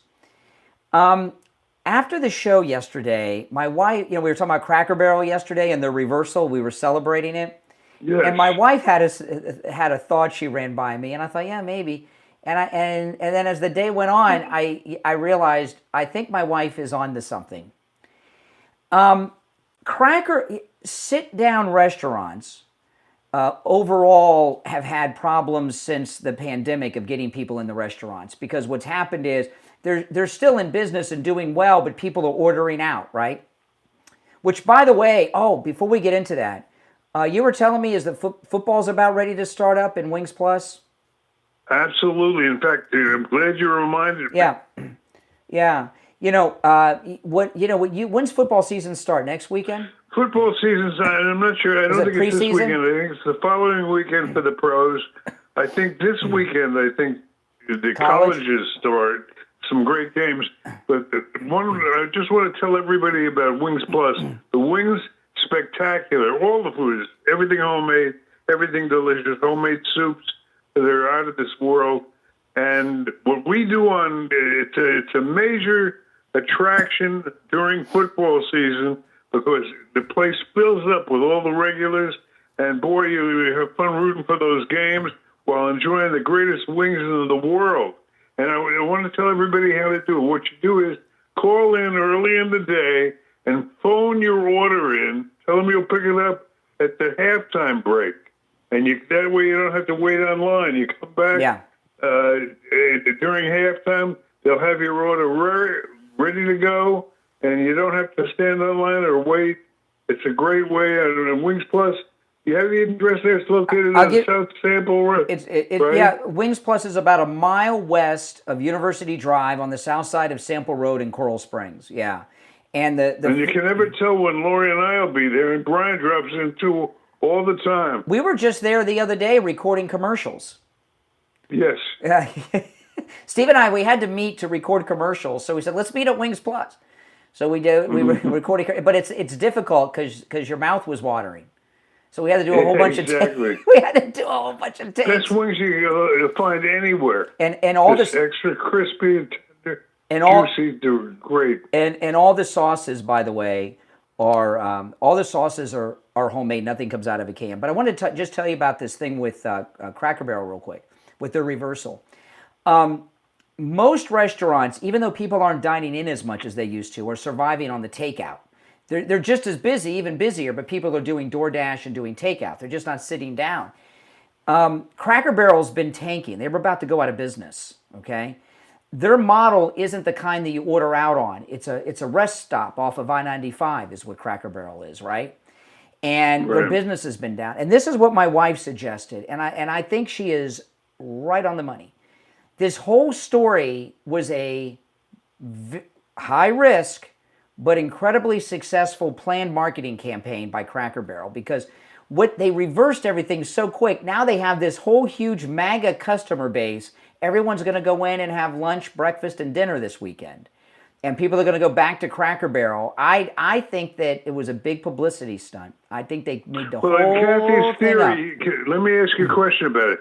In Kathy's theory, does she think that Donald Trump was in on it? No, I think that they duped us all. The thing that turned it around was when Donald Trump said, give him a second chance. I think they duped us all. They duped MAGA. They conned. I think that they conned MAGA. And I know you may say that's so high risk. They're about to go out of business because people aren't stopping and eating in the restaurants anymore. And now they're going to I bet you they are now. Oh, boy. Yeah. So anyway, if you have any thoughts on that in the audience, everyone so far that called in about that earlier agreed with me. All right, let's go back to the phones. You're on the air. What's your name? Where are you calling from? You're on the air. Oh, my name is Lisa. Oh, hello. My name is Lisa. How are you? All right, Lisa. I just wanted to call it. I've been trying to get my. Hello, good morning, Steve. I've been trying to get my real ID license. I've gone to the thing 5 times now, the driver's license bureau, and it's just been. I just can't believe. I got divorced 40 years ago. I just got remarried three years ago. Now I have my driver's license. I have my Social Security card. My Social Security card, I never changed my marriage license. Former husband.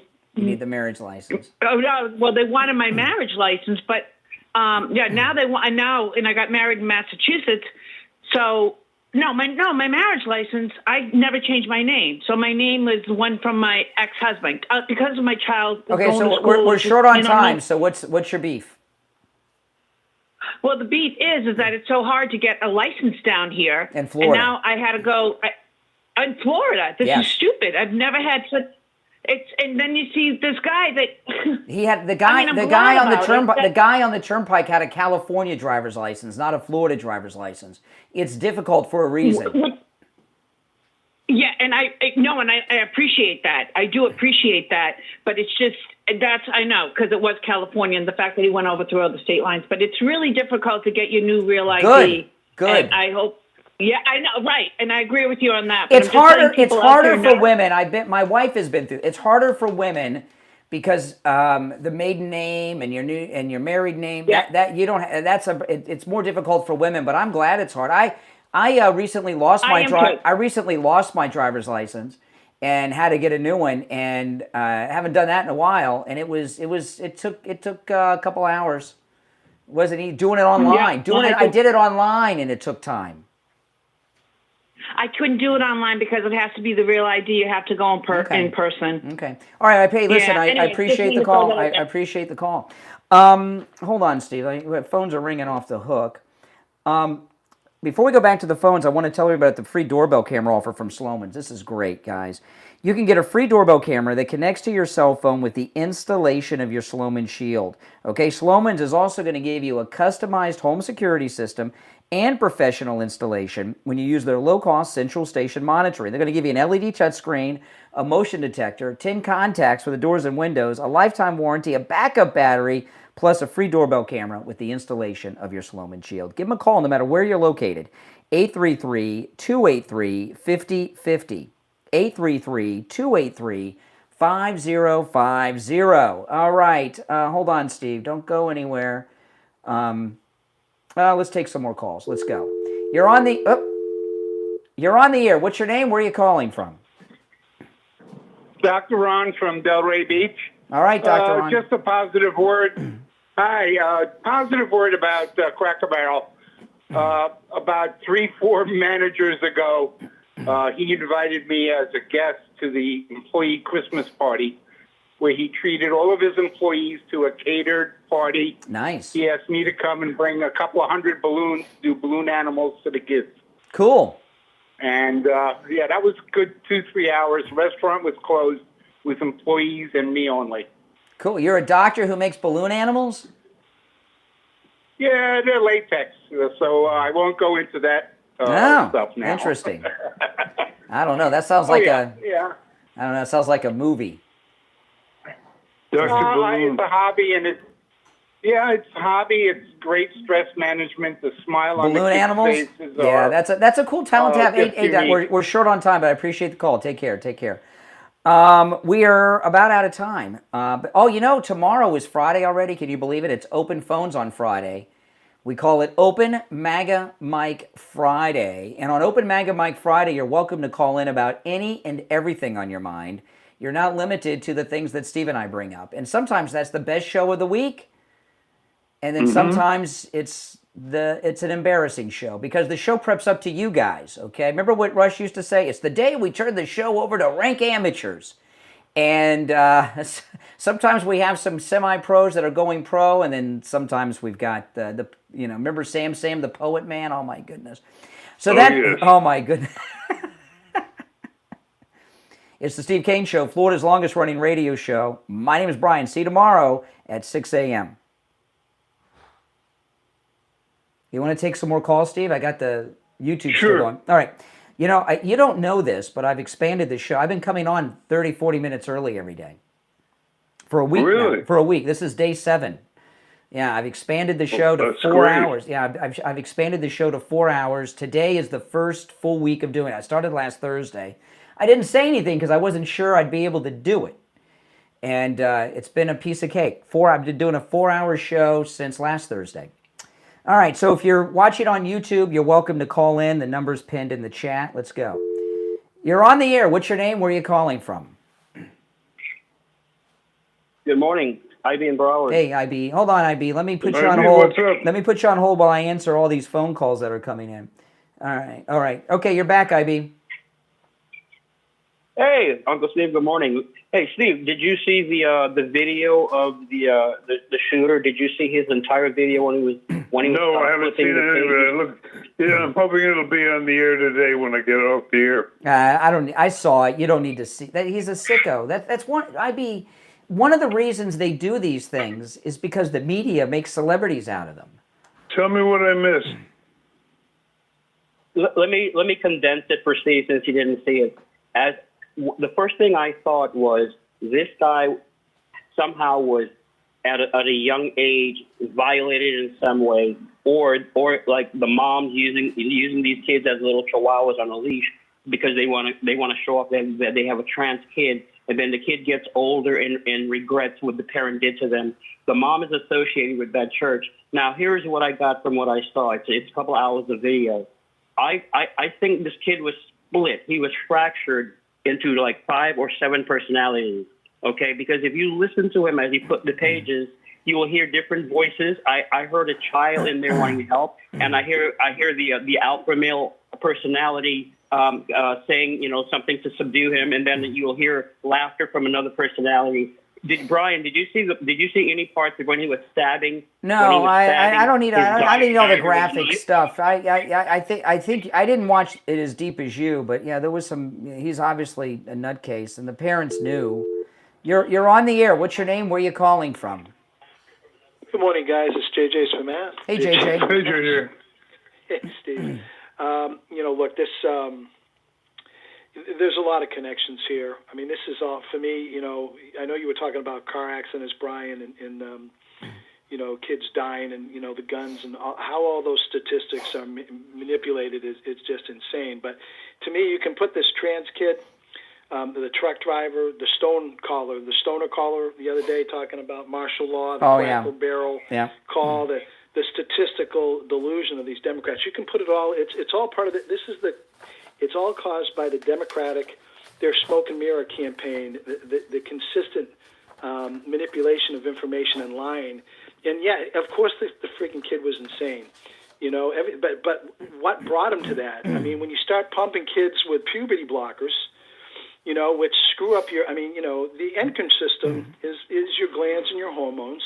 Mm-hmm. And even the COVID shots, the COVID shots had a major effect, negative effect. Well, on the endocrine system. Guy, this kid was definitely was insane. Ill. He was insane. But it's being reported his mother did this transition when he was 17.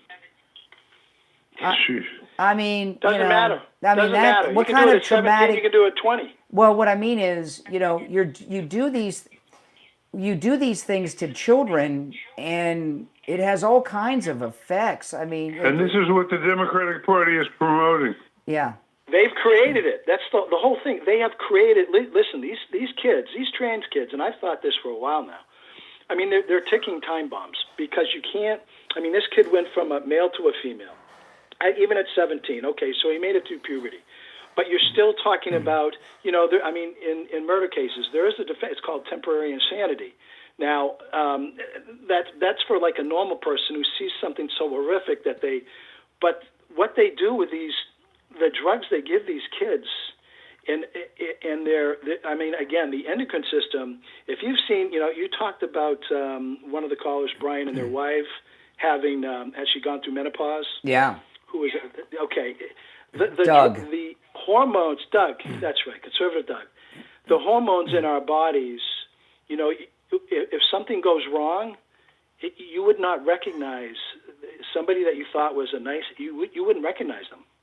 I mean, yeah, and when you're talking about a teenager, even somebody who's 18 to in their early 20s, the college age, there's and boys in particular, they have all kinds of hormone issues. That's why they're so horny all the time. Is because of all the hormone issues. And exactly. And then you start messing around with those hormones, and God knows what you got this. Yeah, it's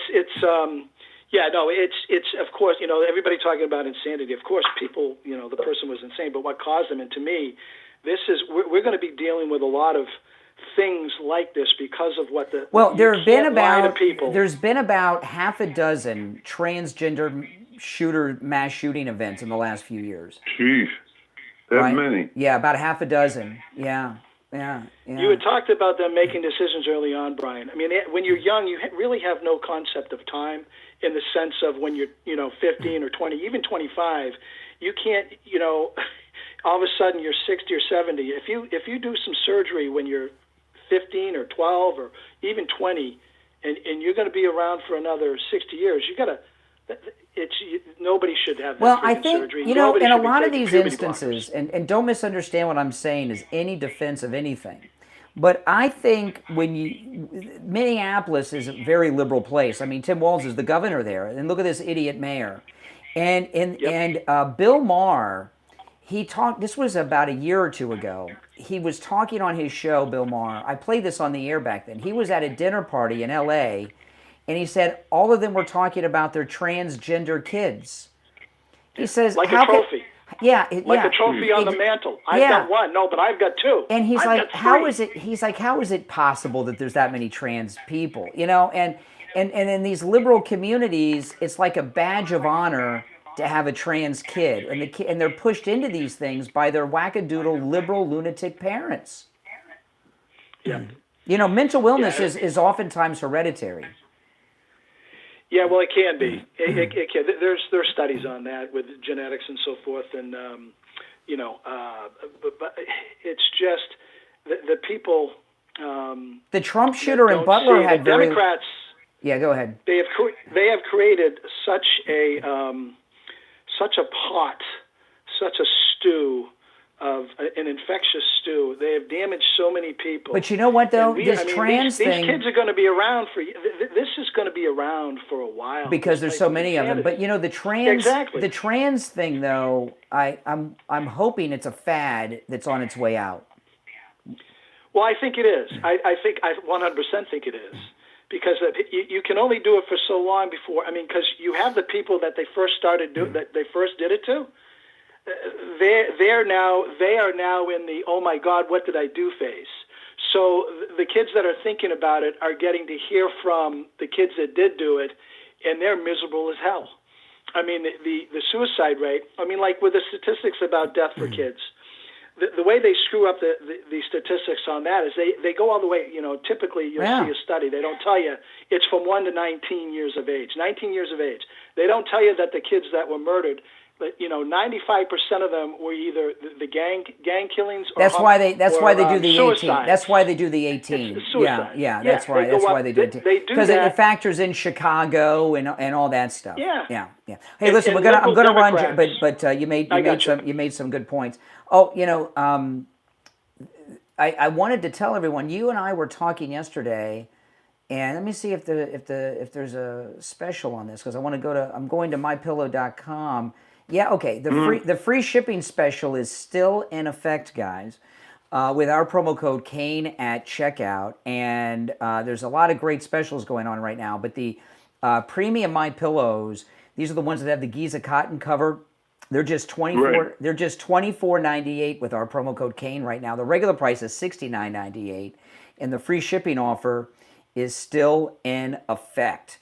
I'm going to check one last thing. Oh, yes. Okay, we were talking about the slippers, because you have the slippers. I love the slippers. Slippers are unbelievable. I use them for regular shoes. Well, they are, wherever I go. They're made for that. I never get out of my slippers. Well, they're made for that.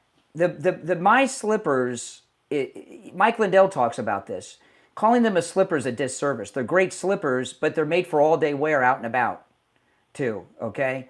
All of them, both the moccasin and the slip-ons, all of them. Yeah, but listen to this, Steve. The regular price, and this is what you and I paid for ours, because we got them when they first came out, $149.98. $149.98. With our promo code Kane at checkout, Kane, you're going to save $110. They're only $39.98. $39.98. Oh my gosh! You might want to get another pair. $39.98. Yeah, $39. They got all the sizes in there. They have all the sizes. They have all the sizes. There's some new colors, and just $39.98 on the MyPillow My Slippers with our promo code Kane at checkout, and also the free shipping offer is still in effect. You can also order by phone. 1-800-716-4879. 1-800-716-4879. Promo code Kane, Kane. All right, yeah. So I expanded the show to 4 hours. I just didn't tell you because I didn't want to be. I didn't want to be obligated. Is that radio and no? Just online. Just online. I start the show before we go on the radio, and then I continue it after we sign off the radio. And it's like a warm-up act for it. It does warm up the audience. I'm my own warm-up. And you don't have, and because we're online, we don't have all the restrictions that we do on the radio, in particular the language, So so people call in with some salty. So what language. happens if they use the F word? You going to let it out? Well, you can. It doesn't matter if it's online. They can use the. You can use the. I mean, I don't. It's permitted. It doesn't mean you have to. But we don't have the same restriction. When I first started doing if somebody said you'd let it go out. If it's online or on the radio, yeah, why not? Let these liberals show their true colors. It's a little uncomfortable because I instinctively want to go for the dump button. I know you're notoriously chicken. But I don't do it. But my arm just sometimes, just out of instinct, my arm starts to go towards it. No, but I like doing it. I didn't announce it because I didn't want to be obligated if I couldn't do it. Because I like today, I went on the air at like 45 minutes before the radio show started. So I've been coming on the. That's great. You can stick around running. Yeah, exactly. So by the time we come on the radio, we've already got the ball rolling. But and I'm going to continue to do that on days I'm in this studio. I can't do it when I'm at the radio station because I got to clear out of the studio, so I can't do it. All right, Steve, I'll give you a call later. Sounds good. All right, take care. All right, I want to continue for a few more minutes because I wanted to play some of the audio sound bites I did not get to before we sign off. And this is one of the ones I was talking about with them going godless today.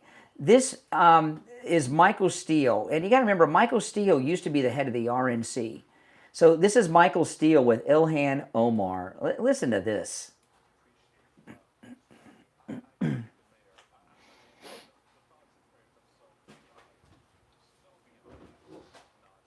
Nonsense. Here's Michael Steele. Michael Steele became head of the RNC right after Obama got elected. And the Republican establishment, before Obama, okay, there used to be a lot of talk about when are we going to have a black president? And Republicans always said the first black president is going to be a Republican.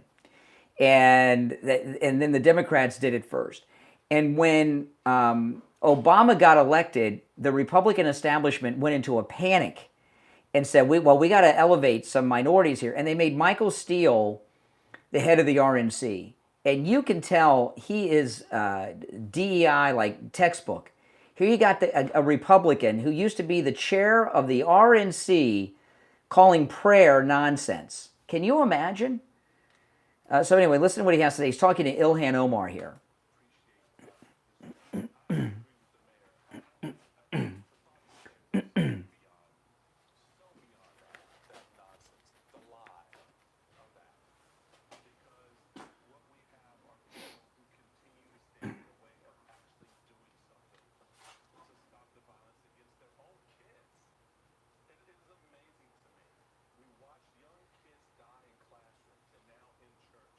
Yeah, and all we can do is pray. I mean, that really caught me off guard yesterday. I got to tell you, I was not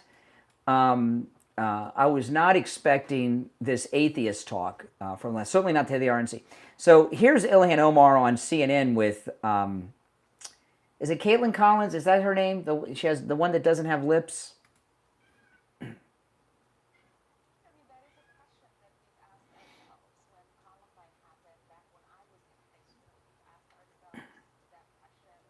By the way, where was she in high school when Columbine happened? Does anyone know Ilhan Omar? Was she in high school in America or Somalia? Does anyone know where Ilhan Omar went to high school?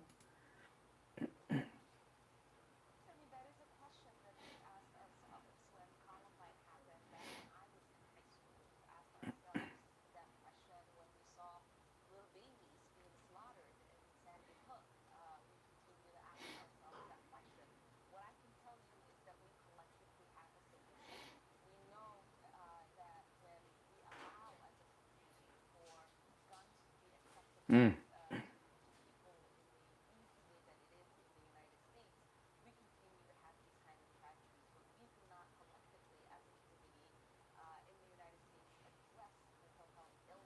Okay. See, now here's the thing. It's the liberals that let all the mentally ill out of the asylums, by the way. We used to have mental health nut place cases. This thing about Ilhan Omar, she's all over talking about gun control yesterday. Because she's not from the United States, she doesn't understand our culture. This is a textbook example of it. Guns are a part of American culture. You will never change that. But we're not going to have long to talk about this because this shooter is your average Gen Z Democrat.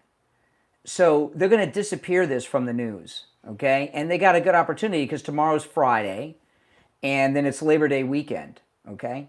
And it's a holiday weekend. So by Tuesday, when we get back to a regular week on Tuesday after Labor Day, this story will be gone. And they'll find something else because he does not fit the narrative. If you're new to the channel, make sure that you subscribe, guys, okay?